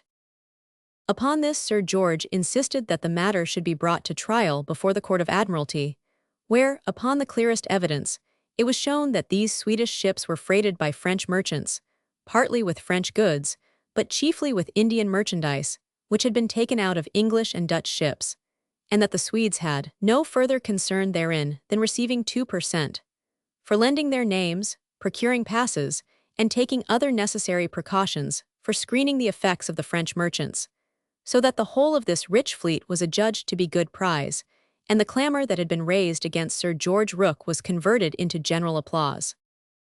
The following year he was elected Member of Parliament for Portsmouth, where, voting mostly with the Tories, the Whigs tried to ruin him in the King's favour. But to the honour of King William be it said, that when pressed to remove Sir George Rooke from his seat at the Admiralty Board, he answered plainly, "Sir George Rooke has served me faithfully at sea, and I will never displace him for acting as he thinks most for the service of his country in the House of Commons." Upon the accession of Queen Anne, in 1702, Sir George was constituted Vice-Admiral and Lieutenant of the Admiralty of England, as also Lieutenant of the fleets and seas of this kingdom, and, upon the declaration of war with France, it was resolved that Sir George Rooke should command the grand fleet sent against Cadiz, the Duke of Ormond having the command-in-chief of the land forces. When it was found impracticable for the land forces to make themselves masters of Cadiz, Sir George Rooke proposed bombarding it, but this suggestion, meeting with opposition, the admiral decided to return home. On September 19, 1702, the fleet sailed homeward bound, but on October 6 the admiral received information from Captain Hardy that a number of galleons under the escort of a strong French squadron had entered the harbour of Vigo, upon which Sir George called a council of war composed of English and Dutch flag officers, by whom it was resolved to sail to Vigo as expeditiously as possible and attack the enemy. The passage into the harbour was not more than 3/4 of a mile across, and was defended on the north side by a battery of 8 brass and 12 iron guns, and on the south by a platform of 20 brass and 20 iron guns, also a stone fort, with a breastwork and deep trench before it, mounting 10 guns and manned by 500 men. There was, from one side of the harbour to the other, a strong boom composed of ship's yards and topmasts, fastened together with 3-inch rope, and underneath with hawsers and cables. The top chain at each end was moored to a 70-gun ship, one the Hope, which had been taken from the English, and the other the Bourbon. Within the boom were moored 5 ships, of between 60 and 70 guns each, with their broadsides fronting the entrance of the passage, so as to command any ship that came near the boom, forts, and platform. The admirals removed their flags from the great ships into third rates, the first and second rates being all too big to go in. Sir George Rooke went out of the Royal Sovereign into the Somerset, Admiral Hobson out of the Prince George into the Torbay, Admiral Fairborn out of the St. George into the Essex, and Admiral Graydon out of the Triumph into the Northumberland. A detachment of 15 English and 10 Dutch men-of-war, with all their fireships, frigates, and bomb vessels, was ordered to go upon the service. The Duke of Ormond, to facilitate this attack, landed 2,500 men on the south side of the river, at a distance of about 6 miles from Vigo, and Lord Shannon, at the head of 500 men, attacked the stone fort at the entrance of the harbour and made himself master of the platform of 40 pieces of cannon. The French governor M. Sozel ordered the gates of the fort to be thrown open, resolving to force his way through the English troops. But though there was great bravery, there was but very little judgment in this action, for his order was no sooner obeyed than the grenadiers stormed the place, sword in hand, and forced the garrison, consisting of about 350 Frenchmen and Spaniards, to surrender as prisoners of war. As soon as our flag was seen flying from the fort, the ships advanced, and Vice Admiral Hobson in the Torbay, crowding all the sail he could, ran directly against the boom and broke it, upon which the Kent, with the rest of the squadron, English and Dutch, entered the harbour. The enemy made a prodigious fire upon them, both from their ships and batteries on shore, until the latter were captured by our grenadiers, who, seeing the execution done by their guns on the fleet, stormed them with incredible resolution. In the meantime, one of the enemy's fireships had laid the Torbay on board and did her considerable damage. Her foretop mast was shot by the board, most of the sails burnt or scorched, the foreyard consumed to a cinder, the larboard shrouds, fore and aft, burnt to the dead eyes, several ports blown off the hinges, her larboard side entirely scorched, 115 men killed and drowned, of whom about 60 jumped overboard as soon as they were grappled by the fireship. In the meantime, Captain William Bokenam, in the Association, a ship of 90 guns, lay with her broadside to the battery, on the left of the harbour, which was soon disabled. And Captain Francis Wyville, in the Barfleur, a ship of the same force, was sent to batter the fort on the other side, which was a very dangerous and troublesome service, since the enemy's shot pierced the ship through and through, and for some time he durst not fire a gun because our troops were between him and the fort, but they soon drove the enemy from their post, and then the struggle was between the French firing their ships and the galleons and our men endeavouring to save them. In this dispute the Association had her mainmast shot and 2 men killed, the Kent had her foremast shot and the boatswain wounded, the Barfleur had her mainmast shot, 2 men killed and 2 wounded, the Mary had her bowsprit shot. Of the troops there were only 2 lieutenants and 30 men killed and 4 superior officers wounded, a very inconsiderable loss considering that the enemy had 15 French men-of-war, 2 frigates and a fireship burnt, sunk, or taken, besides 17 galleons. 6 galleons were taken by the English and 5 by the Dutch, who sank 6. As to the wealth on board the galleons, we have no exact account. Of the silver, 14 millions of pieces were saved, of the goods about 5.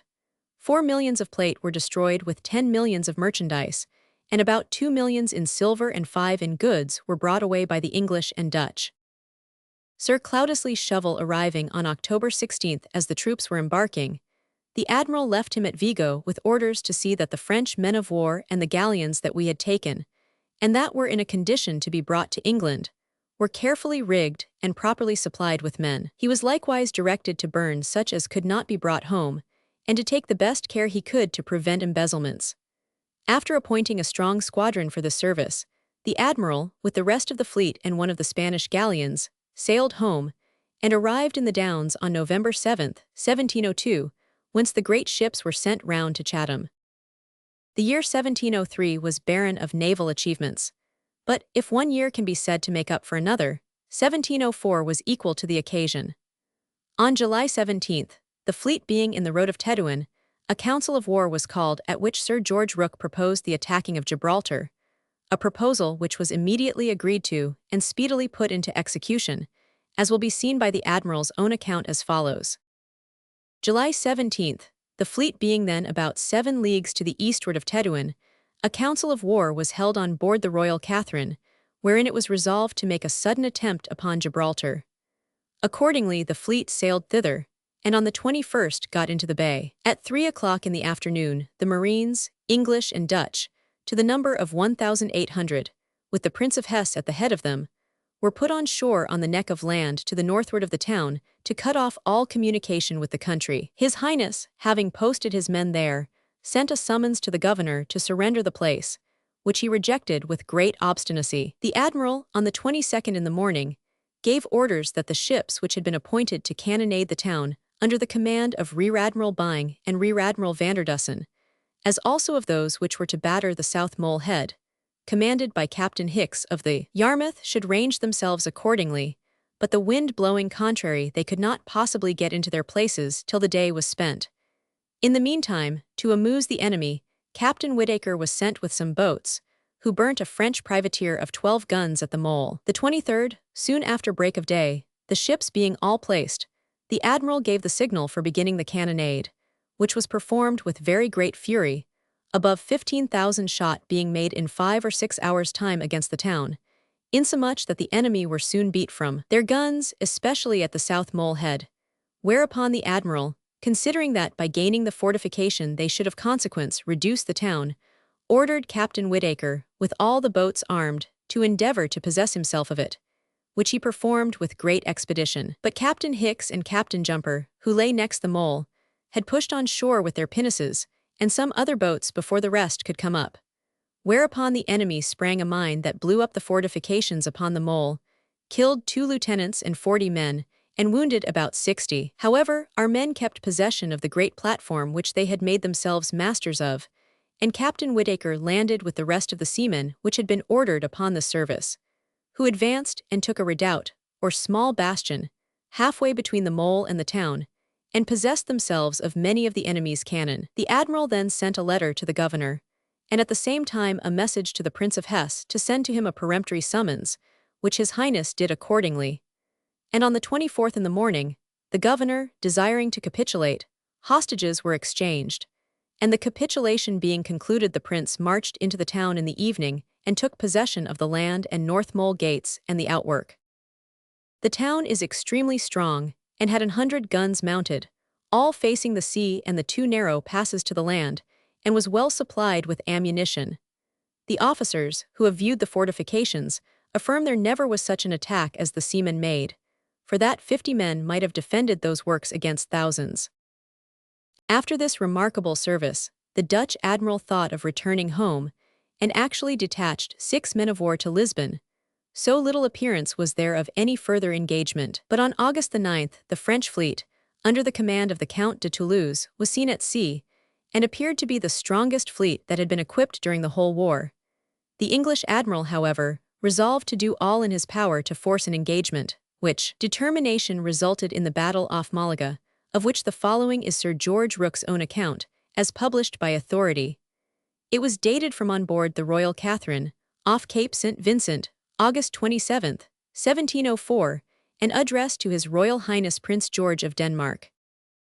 On the 9th instant, returning from watering our ships on the coast of Barbary to Gibraltar, our scouts made the signals of seeing the enemy's fleet, which, according to the account they gave, consisted of 66 sail, and were about 10 leagues to windward of us. A council of flag officers was called, wherein it was determined to lie to the eastward of Gibraltar to receive and engage them. But perceiving that night, by the report of their signal guns, that they wrought from us, we followed them in the morning with all the sail we could make. On the 11th, we forced one of the enemy's ships ashore near Fuengorlo.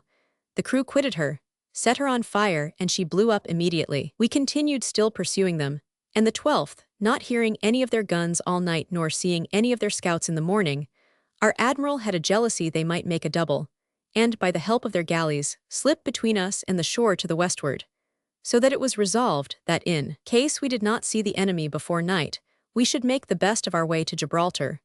But standing in to the shore about noon, we discovered the enemy's fleet and galleys to the westward, near Cape Malaga, going very large. We immediately made all the sail we could, and continued the chase all night. On Sunday the 13th, in the morning, we were within 3 leagues of the enemy, who brought to with their heads to the southward, the wind being easterly, formed their line and lay to receive us. Their line consisted of 52 ships and 24 galleys. They were very strong in the center and weaker in the van and rear, to supply which most of the galleys were divided into those quarters. In the center was Monsieur de Toulouse with the white squadron, in the van the white and blue, and in the rear the blue. Each admiral had his vice and rear admirals. Our line consisted of 53 ships, the Admiral and Rear Admirals Byng and Dilks being in the center, Sir Cloudesley Shovel and Sir John Leake led the van, and the Dutch the rear. The Admiral ordered the Swallow and Panther, with the Lark and Newport and 2 fireships, to lie to the windward of us, that, in case the enemy's van should push through our line with their galleys and fireships, they might give them some diversion. We bore down upon the enemy in order of battle a little after 10 o'clock, when, being about half gunshot from them, they set all their sails at once and seemed to intend to stretch ahead and weather us. So that our Admiral, after firing a chase gun at the French Admiral to stay for him, of which he took no notice, put the signal out and began the battle, which fell very heavy on the Royal Catherine, St. George and the Shrewsbury. About 2 in the afternoon the enemy's van gave way to ours, and the battle ended with the day, when the enemy went away by the help of their galleys to the leeward. In the night the wind shifted to the northward, and in the morning to the westward, which gave the enemy the wind of us. We lay by all day, within 3 leagues one of another, repairing our defects, and at night they filled and stood to the northward. On the 15th, in the morning, the enemy was 4 or 5 leagues to the westward of us, but a little before noon we had a breeze of wind easterly, with which we bore down on them till 4 o'clock in the afternoon. It being too late to engage, we brought to, and lay by with our heads to the northward all night. On the 16th, in the morning, the wind being still easterly, hazy weather, and having no sight of the enemy or their scouts, we filled and bore away to the westward, supposing they would have gone away for Cadiz. But being advised from Gibraltar and the coast of Barbary that they did not pass the straits, we concluded they had been so severely treated as to oblige them to return to Toulon. The Admiral says he must do the officers the justice to say that every man in the line did his duty, without giving the least umbrage for censure or reflection, and that he never observed the true English spirit so apparent and prevalent in our seamen as on this occasion. This battle is so much the more glorious to Her Majesty's arms, because the enemy had a superiority of 600 great guns, and likewise the advantage of cleaner ships, being lately come out of port, not to mention the great use of their galleys in towing on or off their great ships, and in supplying them with fresh men as often as they had any killed or disabled. But all these disadvantages were surmounted by the bravery and good conduct of our officers, and the undaunted courage of our seamen. In this fierce engagement neither side lost a ship, but the carnage was very great, the English killed and wounded numbering 3,000 and the French nearly 4,000. The French claimed it as a victory, but showed no disposition to follow it up.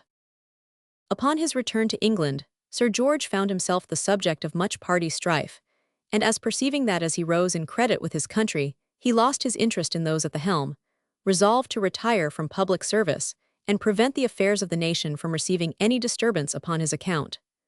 Retiring to his seat in Kent, he spent the rest of his life in rest and peace, dying of the gout on January 24, 17089, in the 58th year of his age. A good husband and a kind master, he lived hospitably with his neighbors and left behind him a moderate fortune. "I do not leave much," said he, "but what I leave was honestly gotten. It never cost a sailor a tear or the nation a farthing." After he was laid aside, a privy seal was offered him for passing his accounts, but he refused it, and made them up in the ordinary way and with all the exactness imaginable. The Spanish Armada. The Spanish Armada. See. View larger image. Off Gibraltar. It is not to be supposed that our enemies quietly accepted the conquest of Gibraltar by Sir George Rooke as final. Indeed, a very short time elapsed before they began to make efforts to regain it. The Spaniards, who were the best judges, found our possession of the great fortress so great a thorn in their sides that they prevailed upon the French to hazard an engagement at sea to facilitate their retaking it, and afterwards obtained a squadron of French ships, under the command of Monsieur de Pointes, to assist them in carrying on a siege. The Prince of Hesse having sent early advice of this to Lisbon, Sir John Leake, in the beginning of the month of October, 1704, proceeded with his squadron to the relief of the garrison, and actually landed several gunners, carpenters, and engineers, with a body of 400 marines. But receiving intelligence that the French were approaching with a force much superior to his own, he found it necessary to return to Lisbon. He did this with a view only to refit, and to be in a better condition to supply and assist the garrison in a second expedition, for which he had very prudently directed preparations to be made in his absence. This enabled him to put to sea again on October 25th, and on the 29th, he entered the Bay of Gibraltar at a very critical juncture. For that very night, the enemy intended to storm the town on all sides, and had procured 200 boats from Cadiz in order to land 3,000 men near the New Mole. Sir John Leake entered so suddenly that he surprised 2 frigates in the bay, one of 42 and the other of 24 guns, a brigantine of 14, a fireship of 16, a storeship full of bombs, and 2 English prizes, while a tartan and a frigate of 30 guns, which had just left the bay, were taken by an English ship that followed him. The enemy, notwithstanding these discouragements, continued the siege in expectation of strong naval succors from France, and therefore Sir John Leake resolved to land as many men as he could spare to reinforce the garrison. This he performed on the 2nd, 3rd, and 4th of November, and continued still on the coast in order to alarm and distress the enemy. On the 19th he ordered his smallest frigates as near the shore as possible, and then manned his boats as if he intended a descent. This was done so slowly that the Spanish general had time to draw down a great body of cavalry, upon which the admiral put his design in execution, and saluted them in such a manner with his great and small arms that they scampered back to their camp with great precipitation. The Centurion arrived on November 22nd, and brought in with her a French prize from Martinico, very richly laden, and, at the same time, gave the admiral intelligence that he had discovered a very strong squadron in the Bay of Cadiz, which he apprehended would soon be in a condition to sail. Upon this, Sir John Leake resolved to put to sea, and to stand with his fleet to the eastward of Gibraltar, that he might be the better able to take such measures as should be found necessary, as well for the preservation of the place, as for securing the succors that were expected from Lisbon. On December 7th, the Antelope arrived with 9 transports under her convoy, and 2 days afterwards the Newcastle with 7 more, having on board nearly 2,000 land troops. These escaped the French fleet very luckily, for when they were off Cape Spartel, they had sight of Monsieur Pointes's squadron, consisting of 24 sail of men of war sailing under English and Dutch colors. As they expected to meet the Confederate fleet under Sir John Leake and Rear Admiral Vanderdussen thereabouts, they were readily deceived, and did their utmost to join their enemies. Being becalmed, they put their boats to sea on both sides to tow the ships, but observing that the men of war stretched themselves, and endeavored to make a half-moon to surround them, they made a private signal which Sir John Leake would have understood. This betrayed the French, who, finding themselves discovered, put up their colors and endeavored to fall upon the transports, which, however, escaped by means of their oars, and night coming on got away by favor of a small breeze from the southwest. By the arrival of these succors, the garrison of Gibraltar was increased to upwards of 3,000 men, and having already obtained many advantages over the enemy, it was no longer thought requisite to keep the fleet, which by long service was now but in an indifferent condition, either in the bay or on the coast. Whereupon it was unanimously resolved to sail with all convenient speed to Lisbon in order to refit, and to provide further supplies for the garrison, in case, as the Spaniards gave out, they should receive such reinforcements from King Louis and King Philip as would enable them to renew the siege both by land and sea. This resolution was as speedily executed as wisely taken, and the fleet arrived at Lisbon in the latter end of 1704. 4 years later fortune favored Sir John Leake in these waters once again.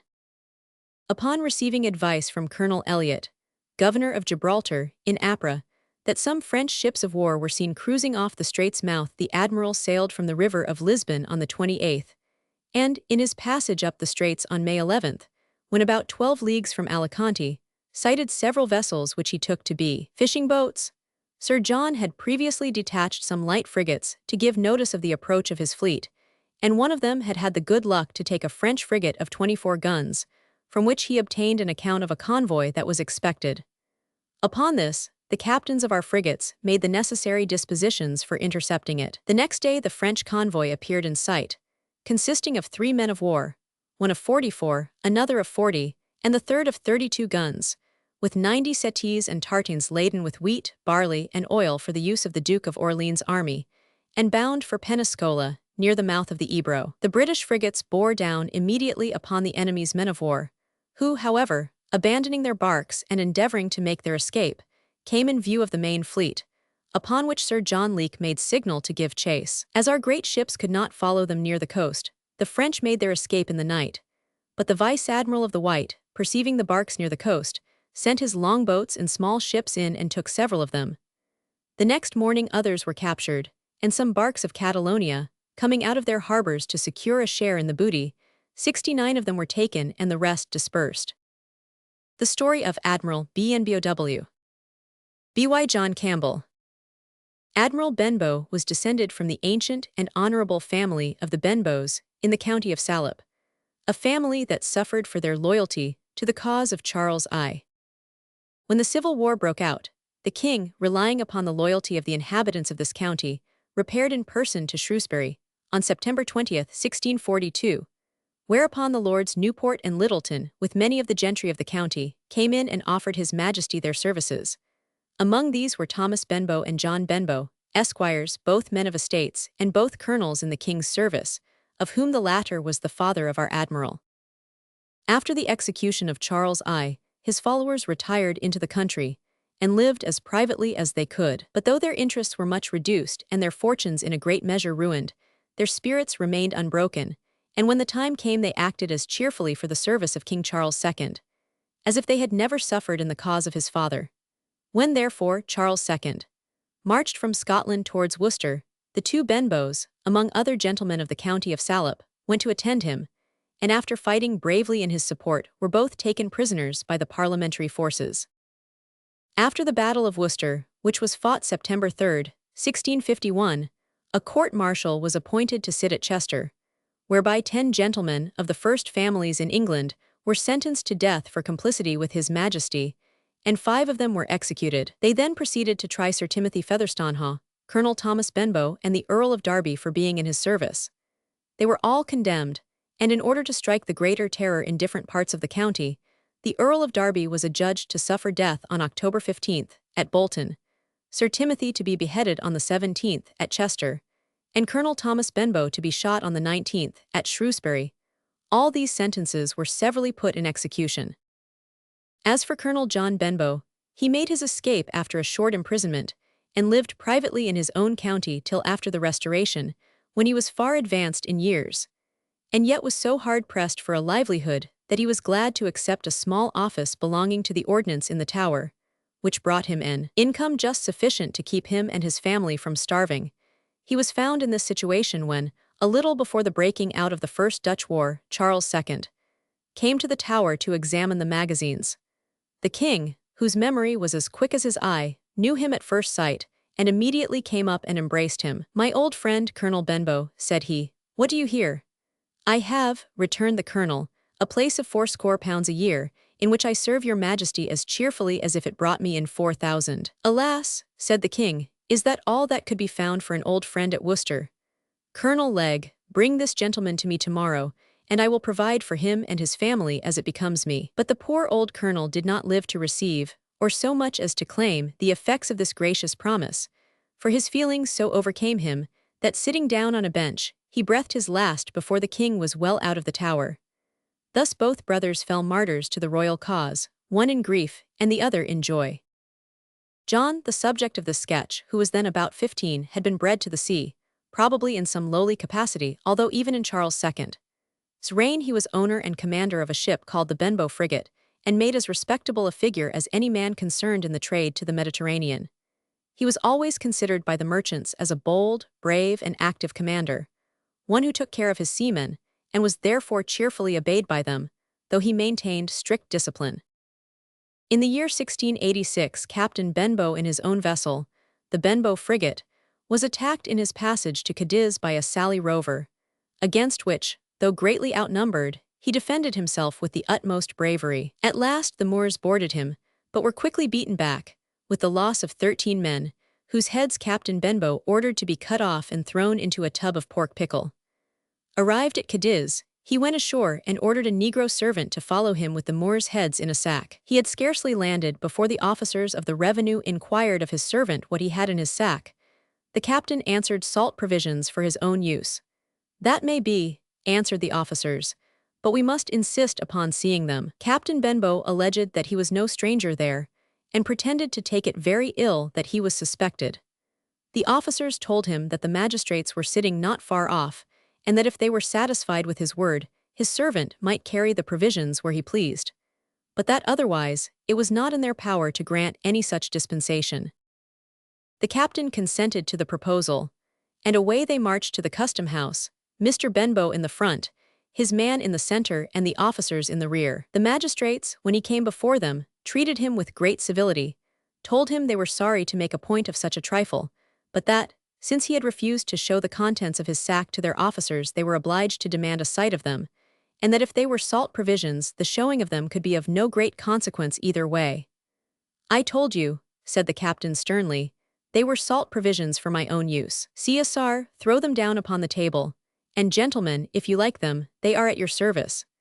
The Spaniards were exceedingly struck at the sight of the Moors' heads, and no less astonished at the account of the captain's adventure, who, with so small a force, had been able to defeat such a number of barbarians. They sent an account of the whole matter to the court of Madrid, and Charles II of Spain was so pleased with it that he must needs see the English captain, who made a journey to court, where he was received with great show of respect, and dismissed with a handsome present.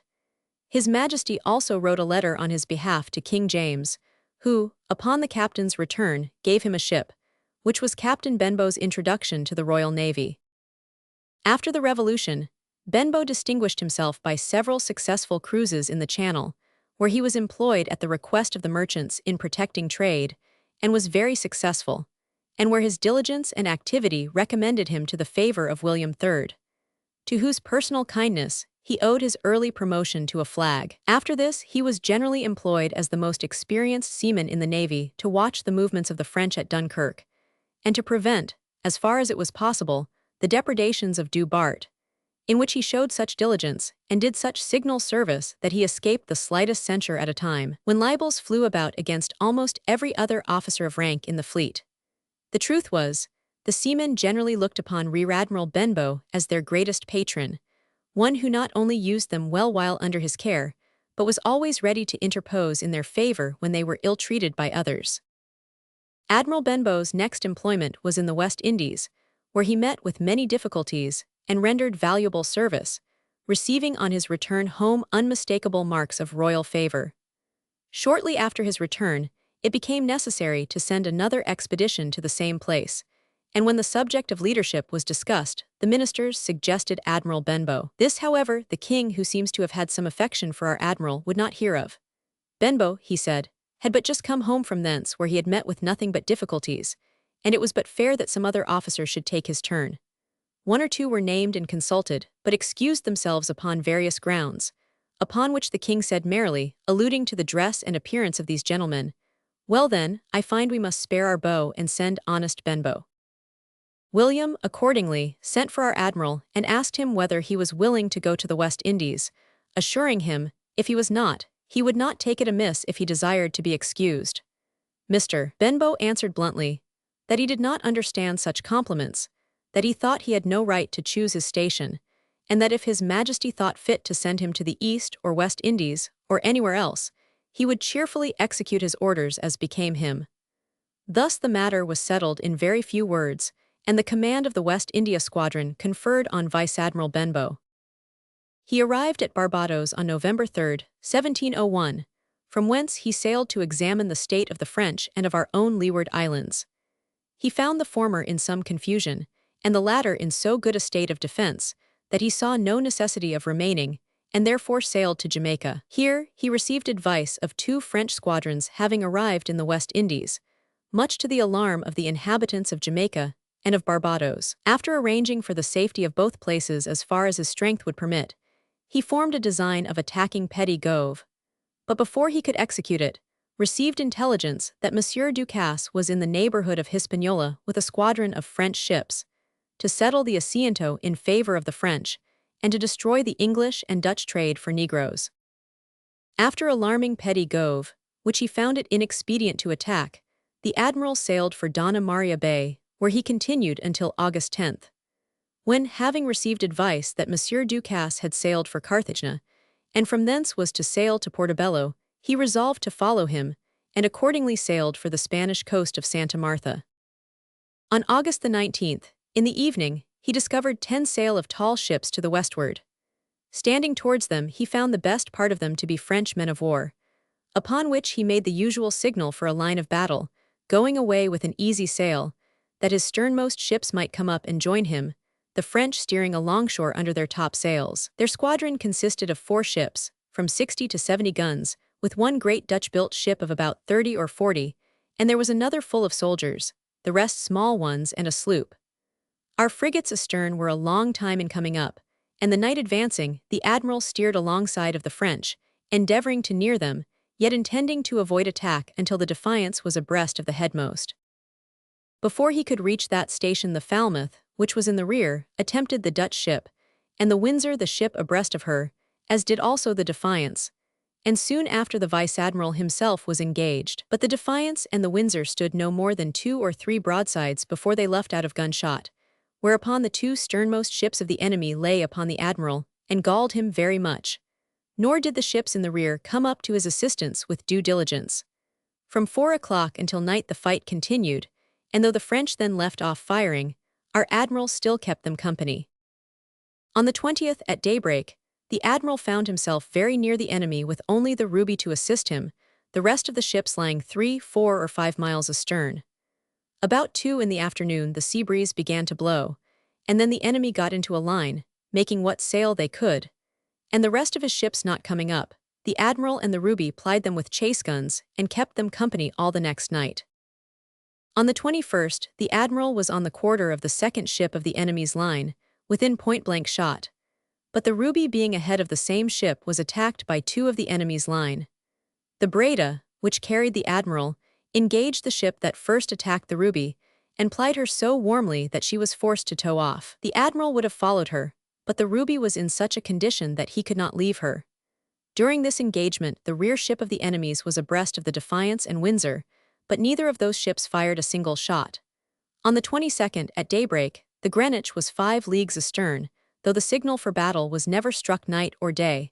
About 3 in the afternoon the wind came southerly, which gave the enemy the weather gauge. On the 23rd the enemy was 6 leagues ahead, and the great Dutch ship separated from them. At 10 the enemy tacked with the wind at east-northeast. The vice-admiral fetched point-blank within a shot or 2 of them, and each gave the other his broadside. About noon they recovered from the enemy a small English ship called the Anne Galley, which they had taken off the Rock of Lisbon. The Ruby being disabled, the admiral ordered her for Port Royal.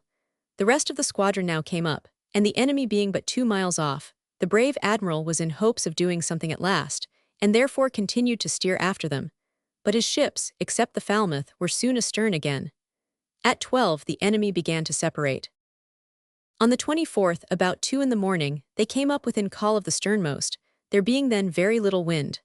The admiral fired a broadside with double round below, and round and cartridge aloft. At 3 o'clock the admiral's right leg was shattered to pieces by a chainshot, and he was carried below. But he presently ordered his cradle to be carried to the quarterdeck, and continued the fight till day. Then appeared the ruins of the enemy's ship of about 70 guns, her main yard down and shot to pieces, her foretopsail yard shot away, her mizzen mast shot by the board, all her rigging gone, and her sides bored to pieces. The admiral soon after discovered the enemy standing toward him with a strong gale of wind. The Windsor, Pendennis, and Greenwich, ahead of the enemy, came to the leeward of the disabled ship, fired their broadsides, passed her, and stood to the southward. Then came the Defiance, fired part of her broadside, when the disabled ship returning about 20 guns. The Defiance put her helm aweather, and ran away right before the wind, lowered both her topsails, and ran to the leeward of the Falmouth without any regard to the signal of battle. The enemy, seeing the other 2 ships stand to the southward, expected they would have tacked and stood towards them, and therefore they brought their heads to the northward. But when they saw these ships did not tack, they immediately bore down upon the admiral, and ran between their disabled ship and him, and poured in all their shot, by which they brought down his main topsail yard, and shattered his rigging very much. None of the other ships being near him, or taking the least notice of his signals, though Captain Fogg ordered 2 guns to be fired at the ships ahead in order to put them in mind of their duty. The French, seeing things in this confusion, brought to and lay by their own disabled ship, remanned and took her into tow. The Breda's rigging being much shattered, she was forced to lie by till 10 o'clock, and being by that time refitted, the admiral ordered his captain to pursue the enemy. Then about 3 miles to the leeward, his line of battle signal out all the while, and Captain Fogg, by the Admiral's orders, sent to the other captains to order them to keep the line and behave like men. Upon this, Captain Kirby came on board the Admiral and told him that he had better desist, that the French were very strong, and that from what was past he might guess he could make nothing of it. The brave Admiral Benbow, more surprised at this language than he would have been at the sight of another French squadron, sent for the rest of the captains on board in order to ask their opinion. They obeyed him indeed, but were most of them in Captain Kirby's way of thinking, which satisfied the Admiral that they were not inclined to fight, and that, as Kirby phrased it, there was nothing to be done, though there was the fairest opportunity that had yet offered. Our strength was, at this time, one ship of 70 guns, one of 64, one of 60, and 3 of 50, their masts, yards, and all things else in as good condition as could be expected, and not above 8 men killed, except in the Vice-Admiral's own ship, nor was there any want of ammunition, whereas the enemy had now no more than 4 ships, from 60 to 70 guns, and one of them disabled and in tow. The Vice-Admiral thought proper upon this to return to Jamaica, where he arrived with his squadron, very weak with a fever induced by his wounds, and was soon after joined by Rear Admiral Whetstone, with the ships under his command. As soon as he conveniently could, Vice-Admiral Benbow issued a commission to Rear Admiral Whetstone and to several captains to hold a court-martial for the trial of several offenders. On October 6, 1702, the court sat at Port Royal, when Captain Kirby of the Defiance was put upon his trial. He was accused of cowardice, breach of orders, and neglect of duty, which crimes were proved upon oath by the Admiral himself, 10 commissioned and 11 warrant officers, by whose evidence it appeared that the Admiral boarded Ducasse in person 3 times and received a large wound in his face, and another in his arm before his leg was shot off, that Kirby, after 2 or 3 broadsides, kept always out of gunshot, and by his behavior created such a fear of his desertion as greatly discouraged the English in the engagement, that he kept 2 or 3 miles astern all the second day, though commanded again and again to keep his station, that the third day he did not fire a gun though he saw the Admiral in the deepest distress, having 2 or 3 French men-of-war upon him at a time, and that he threatened to kill his boatswain for repeating the Admiral's command to fire. He had very little to say for himself, and therefore was most deservedly sentenced to be shot. The same day Captain Constable, of the Windsor, was tried. His own officers vindicated him from cowardice, but the rest of the charge being clearly proved, he was sentenced to be cashiered, and to be imprisoned during Her Majesty's pleasure. The next day Captain Wade was tried, and the charge being fully proved by 16 commissioned and warrant officers on board his own ship, as also that he was drunk during the whole time of the engagement, he, making little or no defense, had the same sentence with Kirby. As for Captain Hudson, he died a few days before his trial should have come on, and thereby avoided dying as Kirby and Wade did, for his case was exactly the same with theirs. The reflections he made on this unhappy business threw the brave Admiral into a deep melancholy, which soon brought him to his end, for he died on November 4, 1702, of a fever engendered by his wounds and worries. The condemned captains were sent home from Jamaica on board Her Majesty's ship the Bristol, and arrived at Plymouth on Appoth, 1703, where, as in all the western ports, there lay a warrant for their immediate execution, and they were shot on board the ship that brought them home. The mortification felt by the Admiral at the failure of his officers is indicated in the answer he gave to one of his lieutenants, who expressed sorrow for the fact that the Admiral had lost his leg. "Why, yes," said the fine old sailor, "I am sorry for it too, but I would rather have lost them both than have seen this dishonor brought upon the English nation." The French accounts of this engagement represent the whole affair to their own advantage, but M. Ducasse, who is a brave man, and withal by far the best judge of the circumstances, has put the matter out of dispute by the following short letter, written by him immediately after his arrival at Carthagena, the original of which is said to be still in the hands of Admiral Benbow's family. "Sir, I had little hopes, on Monday last, but to have supped in your cabin, but it pleased God to order it otherwise. I am thankful for it. As for those cowardly captains who deserted you, hang them up, for by God they deserve it. Yours, Ducasse. Defeat of the Spanish fleet, in the Faro off Messina. B.Y. John Campbell. Early in the year 1718, the activity of the naval preparations in England, rendered necessary by the disturbed condition of Europe, excited considerable anxiety and comment. M. de Monteleone, the Spanish minister here, a man of foresight and intrigue, taking alarm in a memorial dated March 18, 1718, represented that so powerful an armament in time of peace could not but cause umbrage to the king his master, and alter the good intelligence that reigned between the two crowns. To which King George I replied that it was not his intention to conceal the object of the armament, and that he designed soon to send Admiral Byng with a powerful squadron into the Mediterranean, in order to maintain the neutrality of Italy against those who should seek to disturb it. The reasons assigned for acting with so much vigor were the preparations made in Spain for attacking the island of Sicily and the hardships suffered by British merchants. In the month of March, 1718, Sir George Byng was appointed admiral and commander-in-chief of the squadron intended for the Mediterranean, and in the May following he received his instructions as follows: that he should, upon his arrival in the Mediterranean, acquaint the King of Spain, and likewise the Viceroy of Naples and Governor of Milan.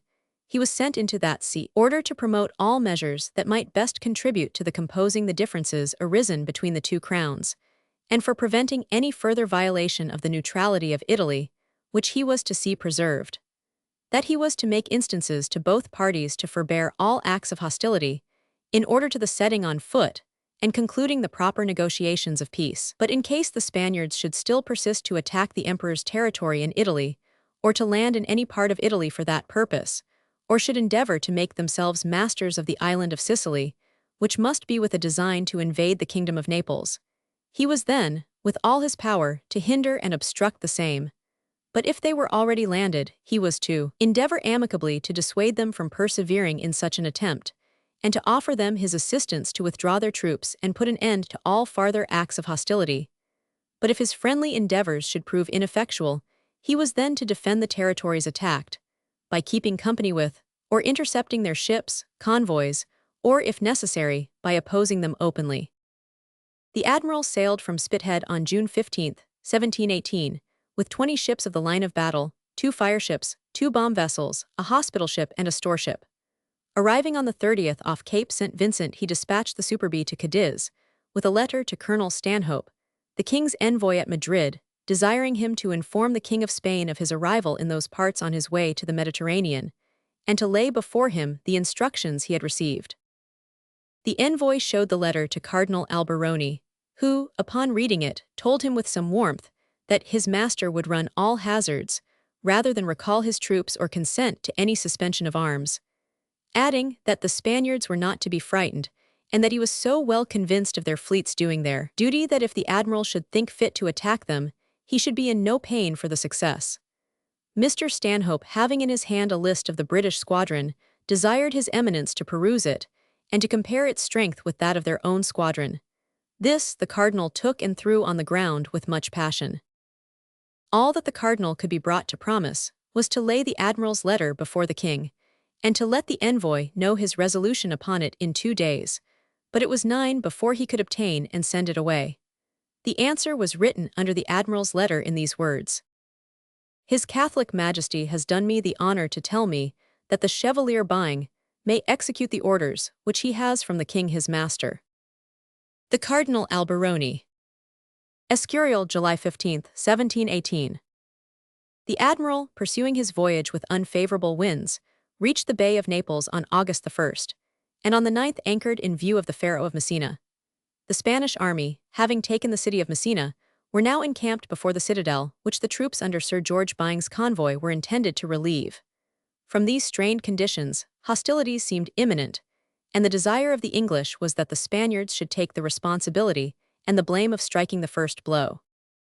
Under these circumstances, Sir George Byng sent Captain Saunders with a letter to the Marquis de Lede, in which he acquainted him with the instructions under which he was acting, and proposed to him to come to a cessation of arms in Sicily for 2 months, in order to give time for the several courts to conclude on such resolutions as might restore a lasting peace, but added that, if he was not so happy as to succeed in this offer of service, nor to be instrumental in bringing about so desirable a work, he then hoped to merit His Excellency's esteem in the execution of the other part of his orders, which were, to use all his force to prevent farther attempts to disturb the dominions his master stood engaged to defend.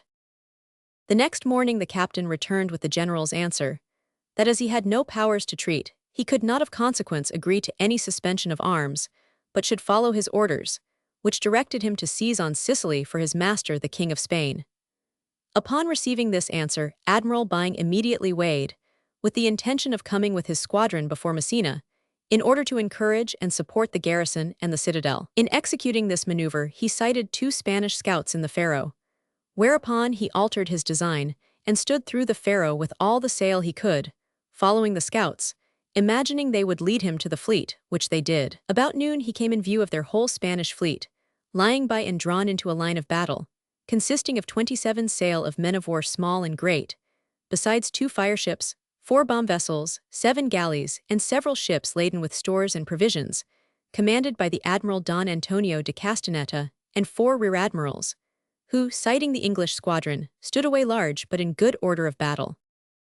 The admiral followed them all the rest of that day and the succeeding night, and the next morning early, the English having approached near to them, the Marquis de Mari, rear admiral, with 6 Spanish men of war and all the galleys, fireships, bomb vessels, and store ships, separated from the main fleet and stood in for the Sicilian shore, upon which Admiral Byng detached Captain Walton in the Canterbury with 5 other ships to follow them. The admiral pursuing the main body of the Spanish fleet, the Orford, Captain Falkingham, and the Grafton, Captain Haddock, came up first with them, about 10 o'clock, the Spaniards firing their stern-chase guns. The Spaniards repeating their fire, the Orford attacked the Santa Rosa, of 64 guns, and took her. The St. Carlos, of 60 guns, struck next, without much opposition to the Kent, Captain Matthews. The Grafton attacked warmly the Prince of Asturias, of 70 guns, formerly called the Cumberland, in which was Rear Admiral Chakin. But the Breda and Captain coming up, Captain Haddock left that ship, much shattered, for them to take, and stretched ahead after another ship of 60 guns, which had kept firing on his starboard bow during his engagement with the Prince of Asturias. About 1 o'clock the Kent, and soon after the Superbee, Captain Master, came up with and engaged the Spanish Admiral of 74 guns, who, with 2 ships more, fired on them and made a running fight till about 3, and then the Kent, bearing down under his stern, gave him her broadside and fell to leeward afterwards. The Superbee, putting forward to lay the admiral aboard, fell on his weather quarter, upon which, the Spanish admiral shifting his helm, the Superbee ranged under his lee quarter, on which he struck to her. At the same time the Barfleur, which carried the English admiral, being astern of the Spanish admiral, within shot, and inclining on his weather quarter, Rear Admiral Guevara and another 60-gun ship, which were to windward, bore down upon him, and gave him their broadsides, and then clapped upon a wind, standing in for land. The admiral immediately tacked and stood after them until it was almost night, but there being little wind, and the enemy hauling away out of his reach, he left pursuing them and rejoined the fleet 2 hours after night. The Essex took the Juno of 36 guns, the Montague and Rupert took the Volante of 44 guns, and Rear Admiral de Laval, in the Dorsetshire, took the Isabella of 60 guns. The action happened off Cape Passero, at about 6 leagues distance from the shore. The English received but little damage. The ship that suffered most was the Grafton, for, being a good sailor, her captain engaged several ships in succession, always pursuing the headmost, and leaving the ships he had disabled or damaged to be taken by those that followed him. The admiral lay by for some days at sea to refit the rigging of his ships, and to repair the damages which the prizes had sustained, and on the 18th received a letter from Captain Walton, who had been sent in pursuit of the Spanish ships which had made for the Sicilian shore under the Marquis de Mari. The letter is singular enough to deserve notice. It ran thus: Sir, we have taken and destroyed all the Spanish ships and vessels which were upon the coast, the number as per margin. I am etc. George Walton. Canterbury, off Syracuse, August 16, 1718. The ships that Captain Walton thrust into his margin would have furnished matter for some pages in a French relation of the engagement. For, from the account they referred to, it appeared that he had taken 4 Spanish men of war, one of 60 guns, commanded by Rear Admiral Mari, one of 54, one of 40, and one of 24 guns with a bomb vessel and a ship laden with arms, and burnt 4 men of war, one of 54 guns, 2 of 40, and one of 30 guns, with a fireship and a bomb vessel. The story of Captain Hornby and the French privateer. The difficulties under which merchantmen carried on their trade with foreign countries before the navy had reduced to order the highway of the seas is well illustrated in many a narrative of adventure with pirates and fights with privateers, which equal in the heroism and daring they display the proudest stories of naval conquest. The following story, taken from Young's History of Whitby, is a case in point. Mr. Richard Hornby of Stokesley was master of a merchant ship, the Isabella of Sunderland, in which he sailed from the coast of Norfolk for The Hague, June 1, 1744, in company with 3 smaller vessels recommended to his care. Next day they made Gravesend Steeple in The Hague, but while they were steering for their port, a French privateer that lay concealed among the Dutch fishing boats suddenly came against them, singling out the Isabella as the object of attack, while the rest dispersed and escaped. The conquest was very unequal, for the Isabella mounted only 4 carriage guns and 2 swivels, and her crew consisted of only 5 men and 3 boys, besides the captain, while the privateer, the Marquis de Brancas, commanded by Captain Andre, had 10 carriage guns and 8 swivels, with 75 men and 300 small arms. Yet Captain Hornby, after consulting his mate and gaining the consent of his crew, whom he animated by an appropriate address, hoisted the British colours, and with his 2 swivel guns returned the fire of the enemy's chase guns. The Frenchman, in abusive terms, commanded him to strike, to which he returned an answer of defiance. Upon this the privateer advanced, and poured in such showers of bullets into the Isabella that Captain Hornby found it prudent to order his brave fellows into close quarters. While he lay thus sheltered, the enemy twice attempted to board him on the larboard quarter, but by a dexterous turn of the helm he frustrated both attempts, though the Frenchmen kept firing upon him both with their guns and small arms, which fire Captain Hornby returned with his 2 larboard guns. At 2 o'clock, when the action had lasted an hour, the privateer, running furiously in upon the larboard of the Isabella, entangled her bowsprit among the main shrouds, and was lashed fast to her. Upon which Captain Andre bawled in a menacing tone, "You English dogs, strike!" But the undaunted Hornby challenged him to come on board and strike his colours, if he dared. The enraged Frenchman took him at his word, and threw in 20 men upon him, who began to hack and hew into his close quarters. But a discharge of blunderbusses made the invaders retreat as fast as their wounds would permit them. The privateer, being then disengaged from the Isabella, turned about, and made another attempt on the starboard side, when Captain Hornby and his valiant mate shot each his man as they were again lashing the ships together. The Frenchman once more commanded him to strike, and the brave Briton returning another refusal, 20 fresh men entered, and made a fierce attack on the close quarters with hatchets and pole-axes, with which they had nearly cut their way through in 3 places, when the constant fire kept up by Captain Hornby and his brave crew obliged them to retreat, carrying their wounded with them, and hauling their dead after them with boat hooks. The Isabella continued lashed to the enemy. The latter, with small arms, fired repeated and terrible volleys into the close quarters, partly from his forecastle and partly from his main deck, bringing forward fresh men to supply the place of the dead and wounded. But the fire was returned with such spirit and effect that the Frenchmen repeatedly gave way. At length Captain Hornby, seeing them crowding behind their main mast for shelter, aimed a blunderbuss at them, which being by mistake doubly loaded, containing twice 12 balls, burst in the firing, and threw him down, to the great consternation of his little crew, who supposed him dead. Yet he soon started up again, though greatly bruised, while the enemy, among whom the blunderbusses had made dreadful havoc, disengaged themselves from the Isabella, to which they had been lashed an hour and a quarter, and sheered off with precipitation, leaving their grapplings, pole-axes, pistols, and cutlasses behind them. The gallant Hornby fired his 2 starboard guns into the enemy's stern, and the indignant Frenchmen soon returning, the conflict was renewed, and carried on yardarm and yardarm with great fury for 2 hours together. The Isabella was shot through her hull several times, her sails and rigging were torn to pieces, her ensign was dismounted, and every mast and yard wounded. Yet she bravely maintained the conflict, and at last, by a fortunate shot which struck the Brancas between wind and water, obliged her to sheer off and careen. While the enemy were retiring, Hornby and his brave little crew sallied out from their fastness, and erecting their fallen ensign gave 3 cheers. By this time, both vessels had driven so near the shore that immense crowds, on foot and in coaches, had assembled to be spectators of the action. The Frenchman, having stopped his leak, returned to the combat, and poured a dreadful volley into the stern of the Isabella, when Captain Hornby was wounded in the temples by a musket shot, and bled profusely. This somewhat disconcerted his companions in valor, but he called to them briskly to take courage and stand to their arms, for his wound was not dangerous. Upon which their spirits revived, and again taking post in their close quarters, sustained the shock of another assault, and, after receiving 3 tremendous broadsides, repulsed the foe by another well-aimed shot, which sent the Brancas again to careen.